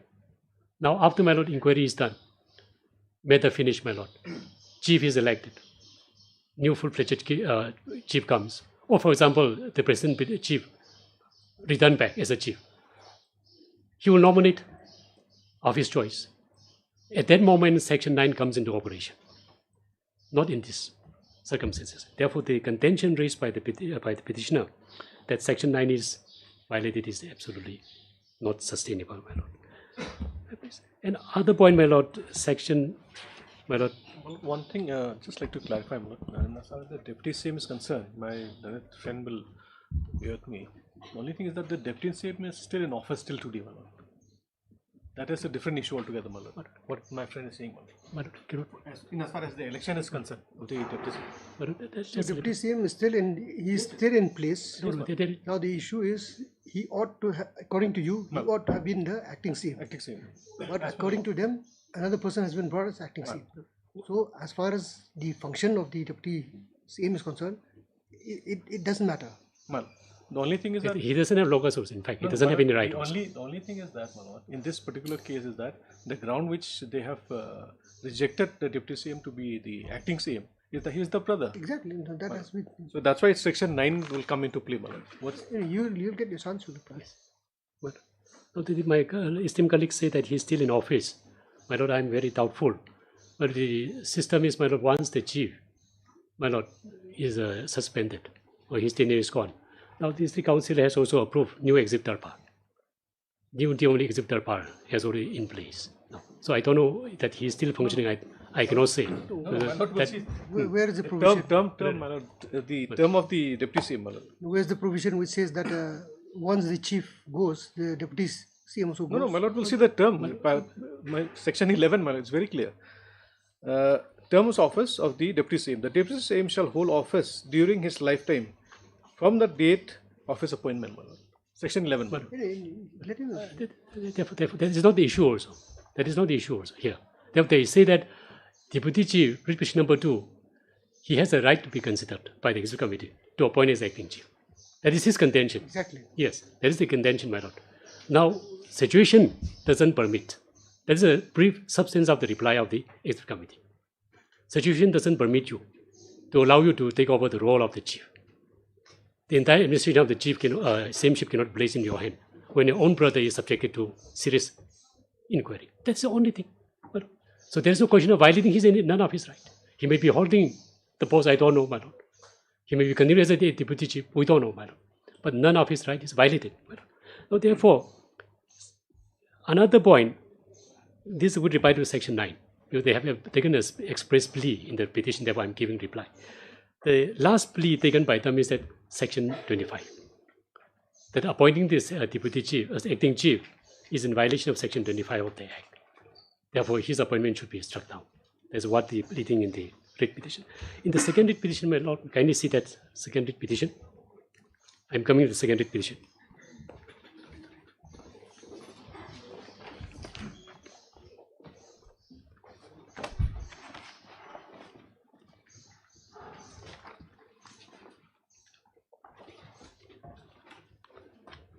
Second writ petition.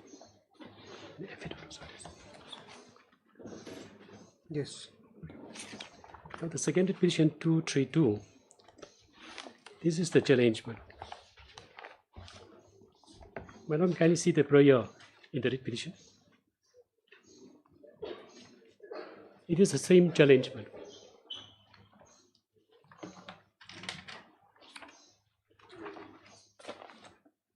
Page number 9.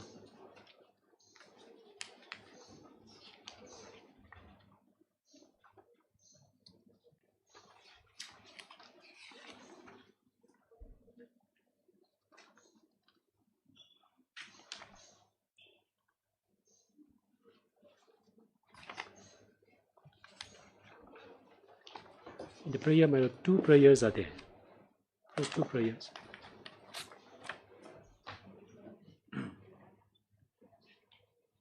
Page number 9. Page number 9. Prayer portion.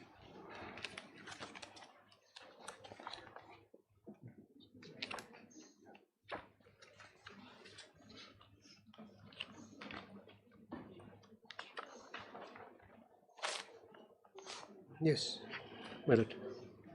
Caution set aside the impugned order dated sunset, my lord, 22nd 5/2026.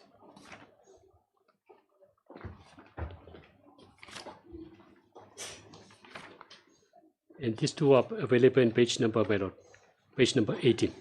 Those two impugned order. The same two impugned order was a challenge in the first writ petition also. Now, page number 18. Yes.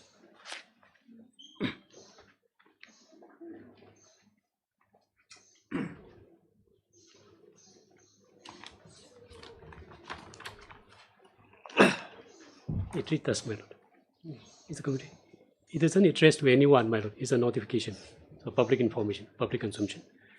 It is hereby notified to the whole of Hima Milliam that the Executive Committee, KGC, by order dated 22nd 5, referring to the suspension order, formal suspension order, has suspended the unique same as the CM of Milliam in accordance with the power conferred in the Census Act. My lord. Consequent to this, Hugh Sansad Frederick CM has been appointed as an acting chief of the Hima Medium to manage the Hima Medium. So this is for the public information. So the CMship is the public office, important post. Therefore, it is notified to the public, so the confusion will not prevail there. So this is the purpose. Now, this is one of the challenge that this is bad in law. because here they say that it is not signed by the executive committee. It's signed by the secretary. According to my lord, it is not going to be signed by the executive committee. To executive committee, I'll come. This one challenge. Secondly, my lord, this notification was issued consequence to the suspension order. In fact, suspension order was passed by the executive committee on 21st, but formal communication of suspension order was given 22nd. So this public notification referred to that 22nd. Okay. But it doesn't, my lord. The foundation is already there, my lord. Now, the second challenge is, my lord, the next page.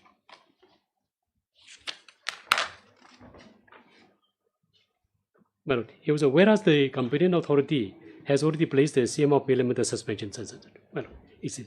Whereas, however, content is important, my lord. The present Deputy CM is found to be younger brother of the above suspended chief, and therefore may be appropriate to appoint the present Deputy CM to exercise all the powers and functions of the CM in the capacity of acting chief, which may likely affect the independent and fair inquiry, and also to avoid any perceived biasness, as well as fair consultation process with the executor power headed by the above Deputy CM is susceptible to biasness, delay, etc.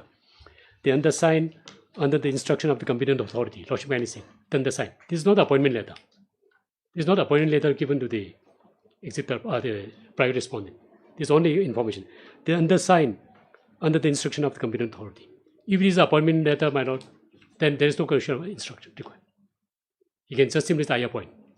But under the instruction, my lord, here you should have the undersigned hereby, my lord, under the instruction of the competent authority, under the peculiar facts and circumstances, hereby appoint. Is it appoint? Therefore, they take advantage of this. In fact, hereby inform the appointment of, it should be said, but is it appoint? Therefore, they interpret this as appointment order and signed by the one executive member. Therefore, it is bad, it violates section 5.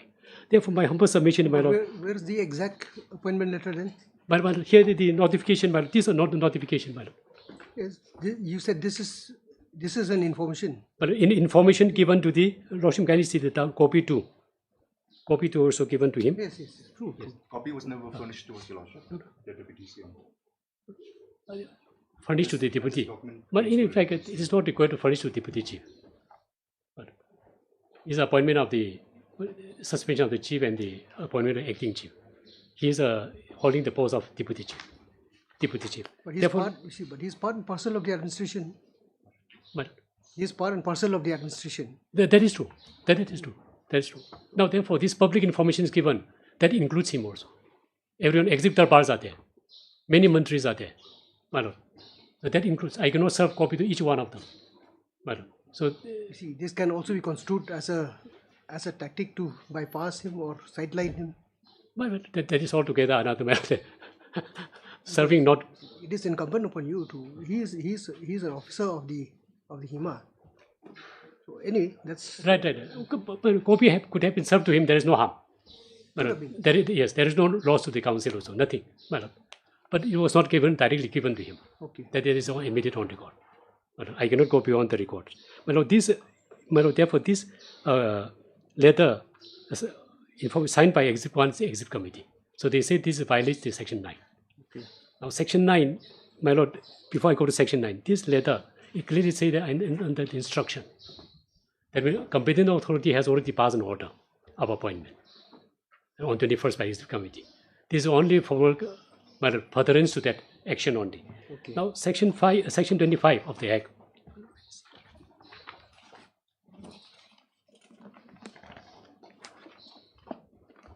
In that very writ petition, my colleague has annexed page number 27. Section 25 is available.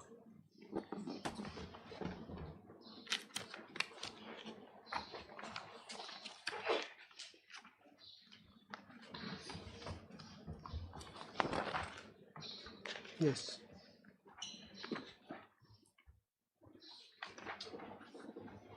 My lord. Yes. Authorization, my lord. Yes. This authorization, it says, section 25.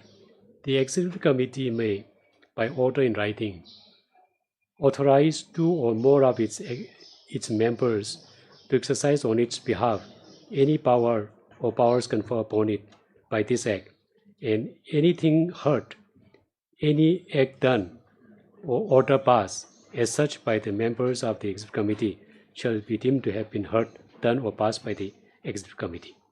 Now here the Executive Committee is allowed that they cannot assemble it, they have no time in occupation, therefore they endorse to Executive Committee. You take up the entire issues, and whatever action taken by you is deemed to be taken by the Executive Committee as a whole. That scope is there. So if that be the case, the Executive Committee can do all, suspension, everything. One thing. Another one, my lord, the Executive Committee as a whole has taken a decision already. And the formal further communication, further steps, authorize the officer and the Executive Committee to proceed. Section 25 is not violated. Now, therefore, I request my lord to see the annexure 6 of my counterfeit file in this very writ petition, page number 30.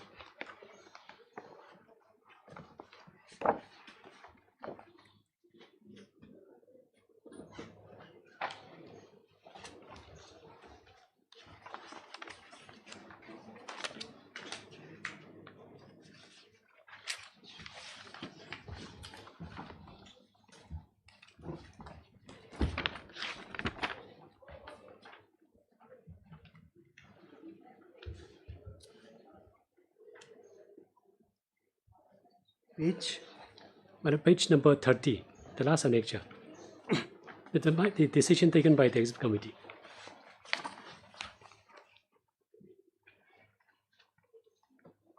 Yes.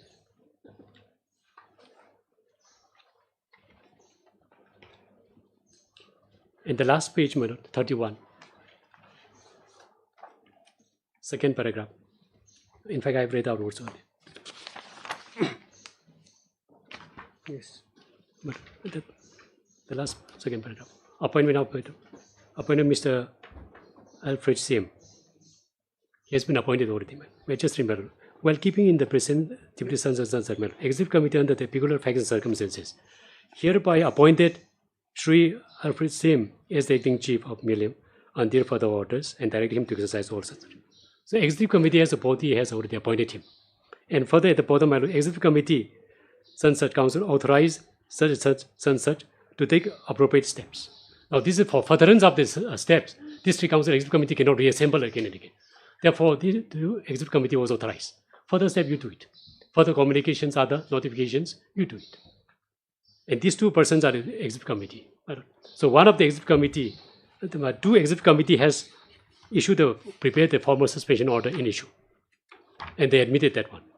But this impunity order which they have challenged, it is signed by one Executive Committee. Therefore, they say it violates Section 25. It is not. Main is that the order, Executive Committee minute 21, is the foundation, and they're not challenging this one. It brought to their notice. They're not challenging this. Can it be challenged? Now, if they challenge what? They have no right. Here, full Executive Committee has appointed him, so there is no ground for challenging it. Therefore, they are not challenging it.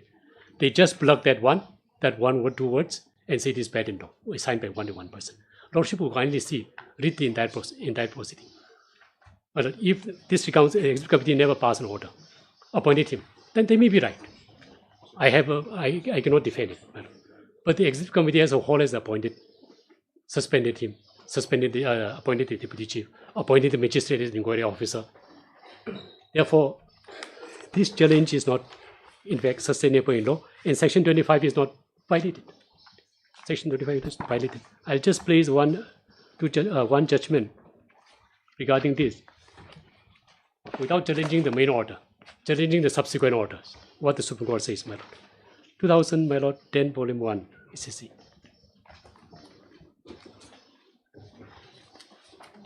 Yes. 2010, volume 1, ECC, page number 417. 417. 417. 417. Relevant paragraph, my lord, 28, 29, and 30.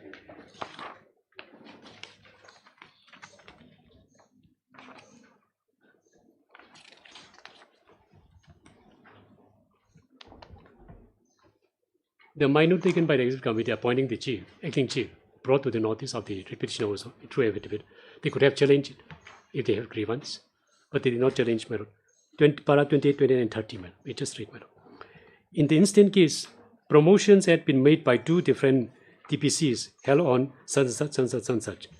Both the TPCs had made promotion under different rules on different criteria, and their promotion had been made with retrospective effect with different dates notionally. In the writ petition before the High Court, the promotion of the appellants had not been under challenge. The seniority which is consequential to the promotion could not be challenged without challenging the promotions. Challenging the consequential order without challenging the basic order is not permissible. My lord, in Roshan Sansar's case, the petitions were primarily confined to the seniority list, and this court held that challenge to appointment orders could not be entertained because of the inordinate delay, and in absence of the same, validity of consequential seniority cannot be examined. In such a case, a party is under legal obligation to challenge the basic order, and if only if the same is found to be wrong, consequential order may be examined. 31. This appeals are squarely covered by the aforesaid judgment. We are of the opinion that the absence of challenge to the promotion of the appellant, relief of quashing the consequential seniority list could not be granted. My lord. In the last judgment, my lord, 1980, supplementary, my lord.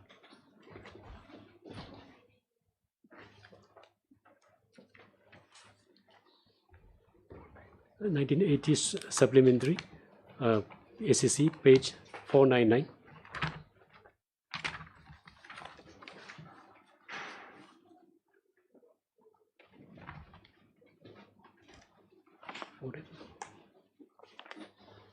My lord, 499. Para 4.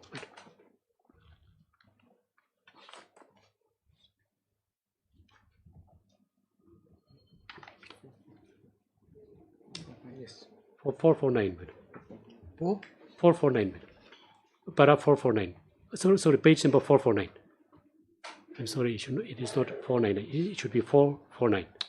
499? 449. 449. It should be 449.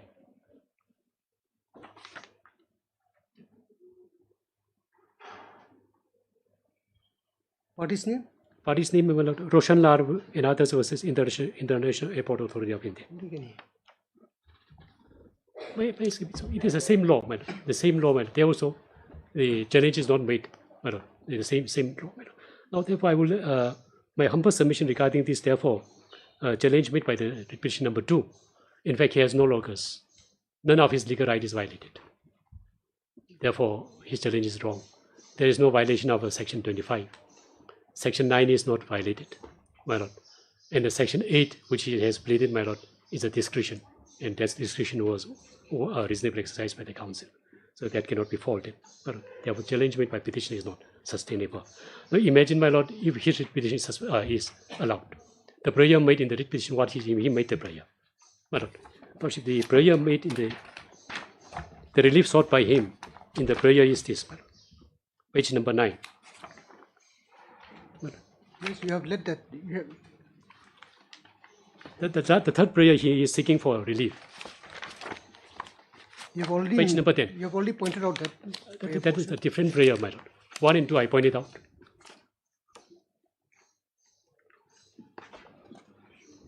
Page number 10. The last prayer he is seeking for. The relief he is seeking for. Yes. He says, direct the responding KGDC to strictly adhere to Section 181 of the Act and appoint the petitioner being the rightful incumbent deputy same as the acting chief or such. But if that is acceptable, my lord, discretion vested with the district council under Section 9 is violated, my lord. So therefore, his prayer is not sustainable in law, my lord.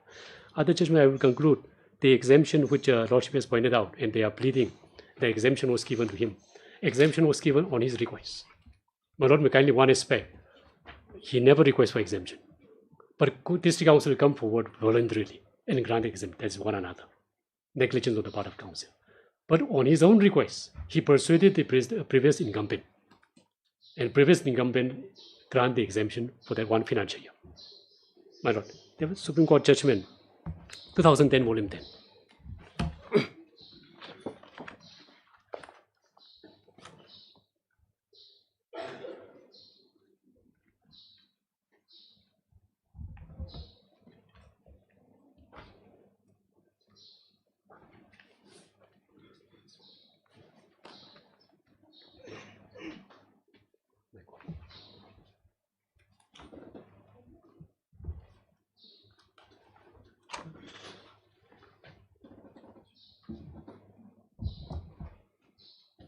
My Lord, 2010, volume 10, ACC, page number 677.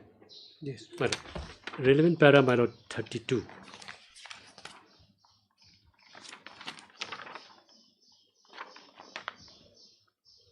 My Lord.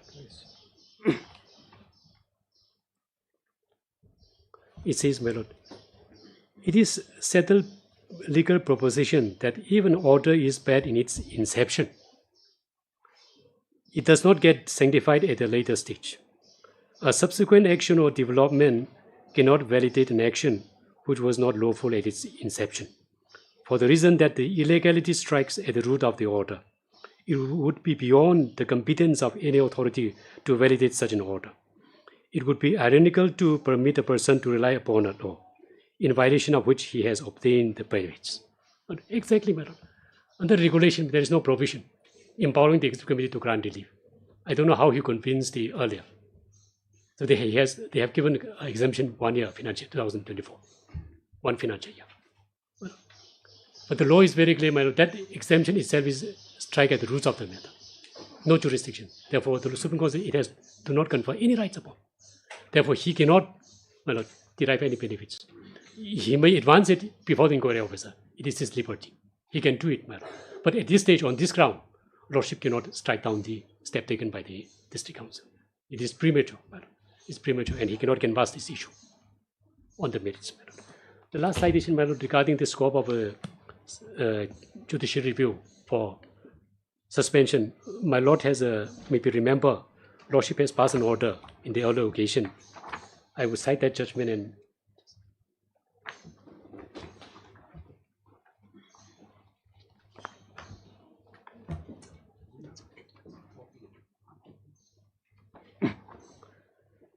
my Lord has deliberated this in Langren Sameship matter 2023. And Lordship is refused to interfere with the challenge suspension order. In the Langren Sameship, my Lord, there was a complaint, third-party complaint. Provision is more or less similar. Langren Sameship Act and the Himamilim Act is similar, my Lord. He was placed under suspension, and that suspension order is challenged before this court, and Lordship has held it, my Lord.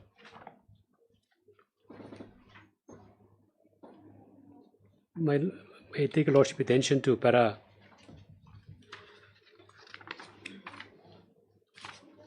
38, 38, 39, and 43.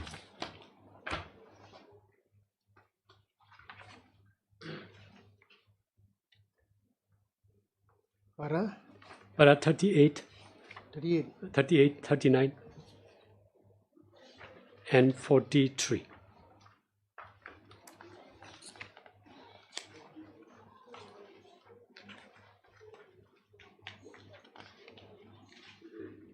And Lordship refused to interfere with the suspension order. Inquiry proceeded, and the inquiry officer has submitted the report. And connected case is still pending before my Lord. This is 38, my Lord. It is also noticed that the White Communication Censor 23, the appointment of the concerned magistrate of the agency as the inquiry officer to look into the complaint against the petitioner, the terms of charges to inquire into the also being attached thereto has been conveyed by the respondent number 4 to the said inquiry officer. A copy of such communication has been issued upon the petitioner. This has further fortified the fact that petitioner was suspended pending inquiry. His suspension was therefore not a punishment, which would invariably be done so only after the delinquent and unfortunate being heard. It is a normal course of action that during inquiry, petitioner will certainly be called upon to present his side of the story. The case of such, well, I will not cite my Supreme Court decision, Lordship has cited it. In 39, para 39. Again, my Lord, the contention of the petitioner that he was not given an opportunity of being heard cannot be accepted since the procedure adopted was not in violation of the provision of Section such Act, wherein by virtue of the second provision to the same, when an incumbent CM is placed under suspension in pending inquiry, opportunity of being heard is not necessary to be given. The case of Jelestone Sodun will indeed be applicable as far as the case of petition is concerned. Our Lordship has referred to. And we come to para 43. It says, on the contention of the petitioner that there was no formal handing over and taking over charge of the same ship as is required under Section 9(4) of the 2007 Act, the aspect of handing over and taking over charge relates only to that of office properties. Though violation of this provision is treated to be an act of criminal breach of trust, however, such an act cannot be correlated to actual assumption of office by the successor in whatever capacity. So the Lordship has dealt on 2 points. Here also Lordship declined. They prefer appeal and my Lord, they withdraw the appeal. Inquiry concluded. Inquiry officer submitted a report. Against that, my Lord, according to the petitioner there, the report was in his favor and counsel did not reinstate him. Therefore, he filed a petition before this court. It's still pending. The scope of the judicial review on the suspended pending inquiry, Lordship has reviewed that law thoroughly, madam, and refer in this judgment.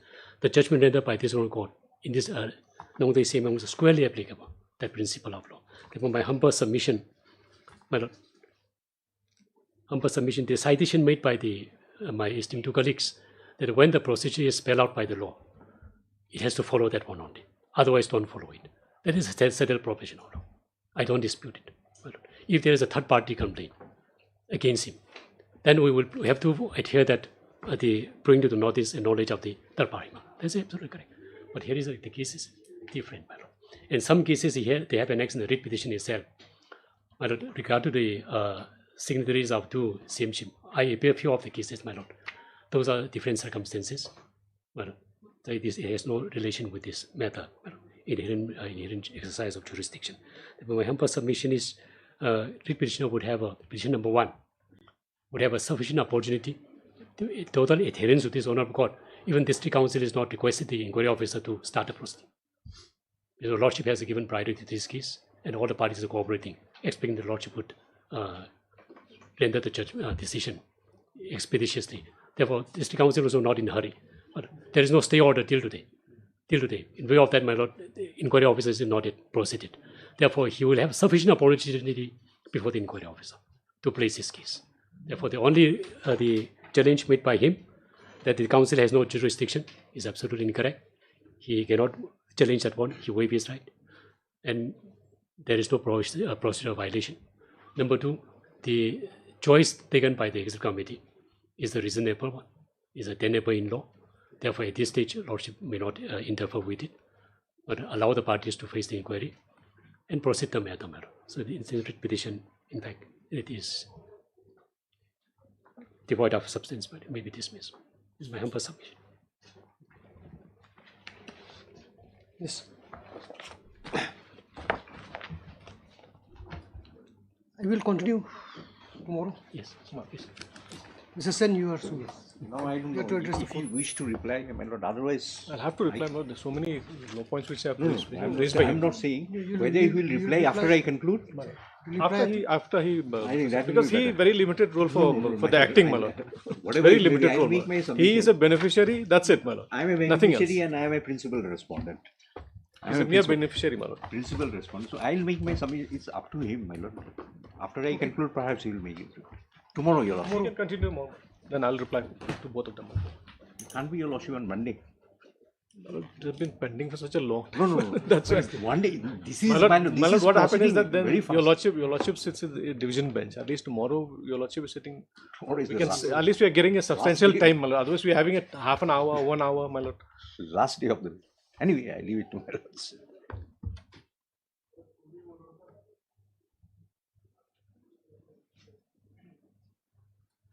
Because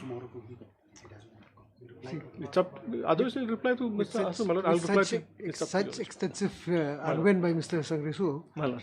You can't expect this court to give the judgment in one day. Lordship also will. No, I leave it to my Lord. We'll continue tomorrow and see. You're available tomorrow? No, I am available. Only thing I am saying, last day being the last day of the week. Up to your Lord. Fridays, my learned seniors a little relaxed. I leave it to my Lord. What I'm saying is that my Lord is sitting a single bench tomorrow. So we have some time to, at least he can conclude by tomorrow, by lunch, my Lord. Okay, we'll see how it goes. Yes. Heard Mr. H.L. Learned senior counsel for the respondent case HDC. argument from his part is concluded. Mr. SN, counsel for the respondent number 4, will commence his argument tomorrow. List accordingly. Right. On daily list, item number 2.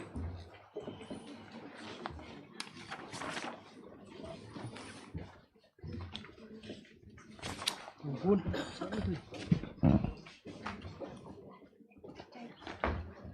Where's the court copy?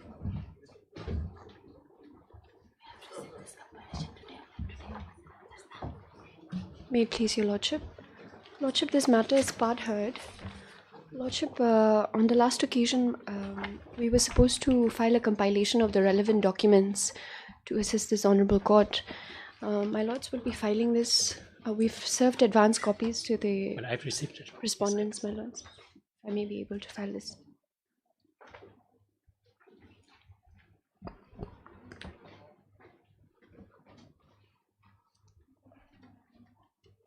My Lords, this is a compilation of the documents that we'll be relying on, my Lords. My Lords, at this juncture, I'm praying if this matter may come up on the 14th of June as a fixed matter, Lordships, for us to finish our arguments. 14. 14th of July, my Lords. Subject to your Lordship's convenience.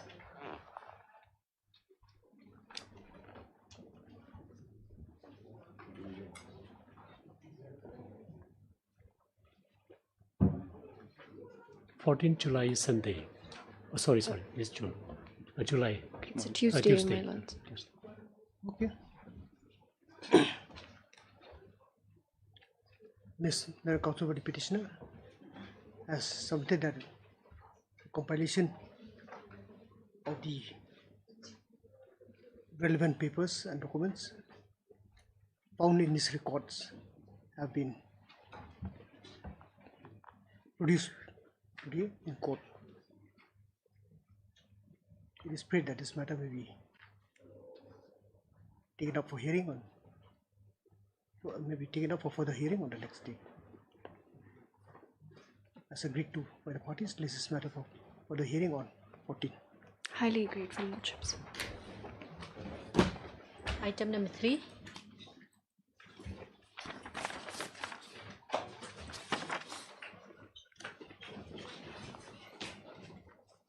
Maybe this option. If my lord recollect, this was the matter where I was directed to take instruction in connection with the affidavit that we have filed, a paragraph of the affidavit which we have filed before this honourable court. If my lord may kindly come to para 8, page 3 of the affidavit.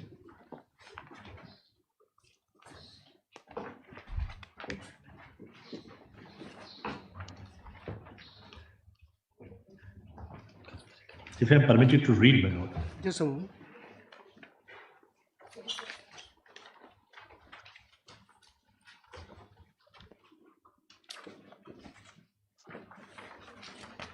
Yes. If I am permitted to read, my lord, that the answering respondent further state that it is decided in the Meghalaya Urban Development Authority board meeting that when an essential post of the sectional assistant is created by the process of downgrading, upgrading of the post, the petitioner will be considered first for appointment to the said post upon the petitioner being the senior most as per the gradation list among all the improperly appointed sectional assistant, my lord. Now, this paragraph, my lord, the correct facts has not been placed. This is not a correct fact which was placed before this honourable court, my lord. This is not a correct fact, my lord. I have taken This is your affidavit. Exactly, my lord. Exactly. That is what, my lord. The board resolution is not there, my lord. Now they have highlighted two things, my lord. This affidavit was filed by the previous secretary of the MUDA, my lord. But I cannot say, my lord, that my lord, on what pretext they have made this statement. But it is not as per the record. That is my first instruction that I was instructed, my lord. Second thing, my lord, if my lord may kindly come to the writ petition, my lord, to the writ petition para 3, my lord. Mr. D, you see, My lord. if you say that this averment is not a fact, My lord. if that's My lord. then what? Yes. Then you have to take necessary steps. Exactly, my lord. But before that, my lord, before the submission, my lord, I just want to point out two things, my lord. First, if my lord may kindly come to the writ petition, page 3 of the writ petition, my lord.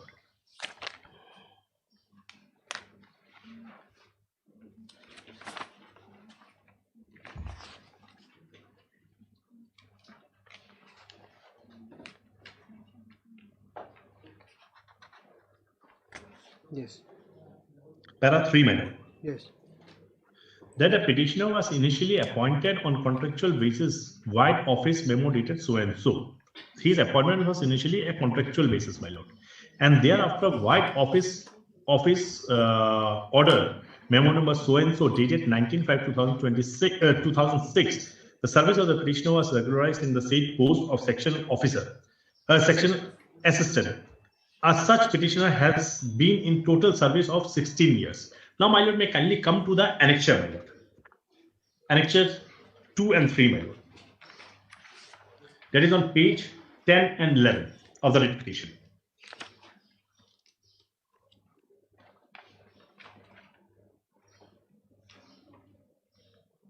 Yes. My lord, by annexure 3, my lord, he was appointed on contractual basis on 27 July 2004 by the chairman of the MUDA, my lord. Now, if my lord come to the next page, that is on page 11. Yes. Now, my lord, what is my contention? What is my instruction, my lord? The chairman of MUDA cannot regularize, my lord. It is the board of MUDA who take a decision, my lord, for regularizing a service. Now, this letter has been issued, my lord, by the chairman regularizing the service. But there is no record in the office, my lord, which will show, my lord, that his service has been regularized. It was only a letter which was office order has been issued by the chairman, but never approved by the board, my lord. That is why, my lord, I have written a specific letter. Where is your averment in your affidavit in this regard? Exactly, my lord. Exactly. That is what, my lord. I have written a letter to them, my lord. They have given me a verbal instruction that when they have tried to find out, my lord, on what basis he is making the claim, my lord. There is nothing on board meeting, my lord. So I have written a letter, my lord. Officially, I have written a letter after I get a verbal instruction from them to clarify certain points, my lord, that the affidavit, on what pretext that affidavit was filed. So I will pray before this honorable court, my lord, that let the MUDA authority, my lord, clarify on this point, my lord, whether there was a board meeting or not, my lord, and if board meeting was there, whether his service was regularized or not, my lord.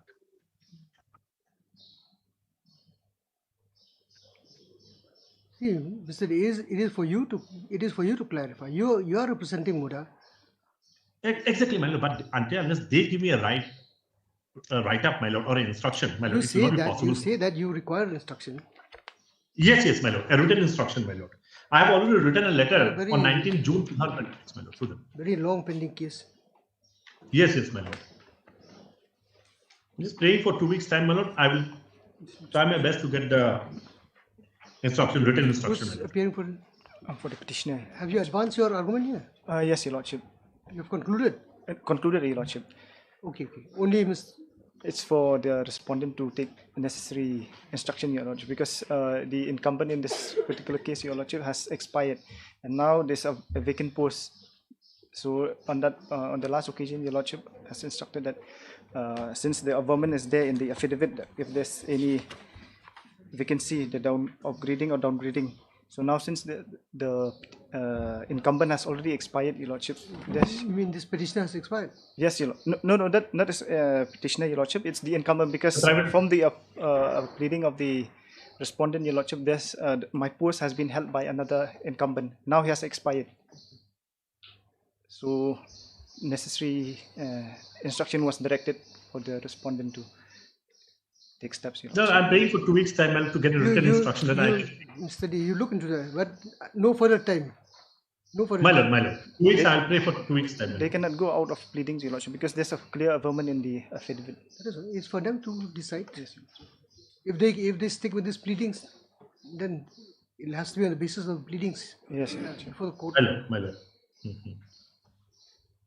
Mr. S.D. Leonard, counsel for the respondent, Muda, has once again sought for time to seek specific instruction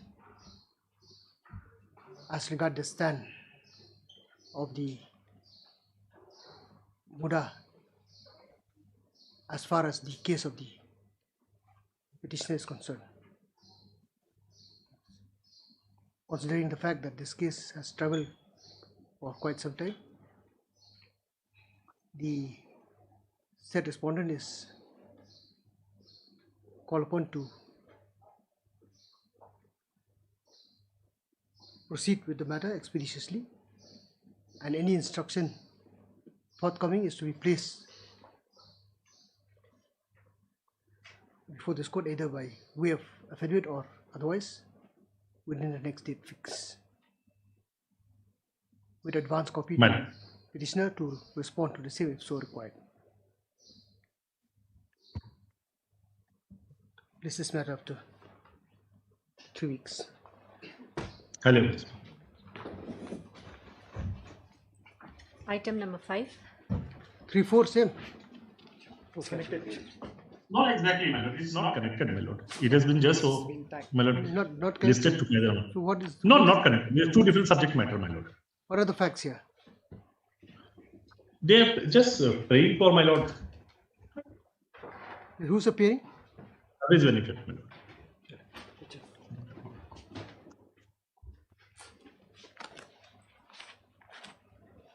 Yes, Mr. Karim, you ready? Lordship, after a week, Lordship, if I may please. Lordship, this matter, Lordship, is regarding to equal pay, Your Lordship, and there are some other relief that we are claiming in this matter, Your Lordship.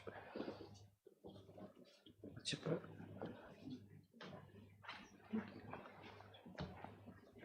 On premier bill, the council petitioner releases this matter up to 3 weeks. Hello. Item number 5.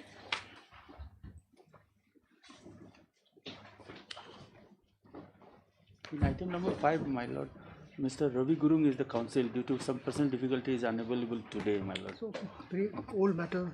Yes, my lord. He is not available today. Matter has been heard. No, not at all, Lordship. Not yet. Not yet. Not yet. After 1 week, my lord. She's ready for. No, my lord. I've been fair that I am not with the brief or with the file. Otherwise, there is nothing stopping me. Yes, miss, what's this case about? Lordship, this is the arbitrary removal of the petitioner from his service for absent without permission from the competent authority. Who is he? He is the follower in one of the police station at Resubal Para. Well, there has been a lot of arbitrariness in during his removal process, so that's why we're challenging the award given to the punishment given to him. The punishment given was disproportionate to the alleged misconduct. He was removed from service. From service. 2 weeks then? 2 weeks, Lordship. On premier by Mr. S. Gupta, this is matter up to 2 weeks. 2 weeks. Grateful, Lordship. Item number 8.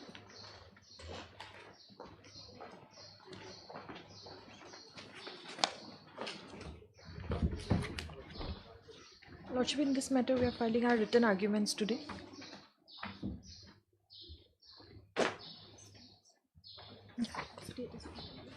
Collector, respondent number 2. You have filed yours? Yes, yes, I have filed. Who else have? All parties have filed. All parties filed. You are for respondent? 3 and 4, Your Lordship. Mr. Letter Counsel to Respondent 3 and 4 has submitted that the written argument Collector 1 and 2. on behalf of such respondent has been filed today. It is also the submission of the Letter Counsel for the appellant as well as the state respondent that written argument from their side have also been filed. Accordingly, matter is now reserved for judgment. Obliged. Item number 10.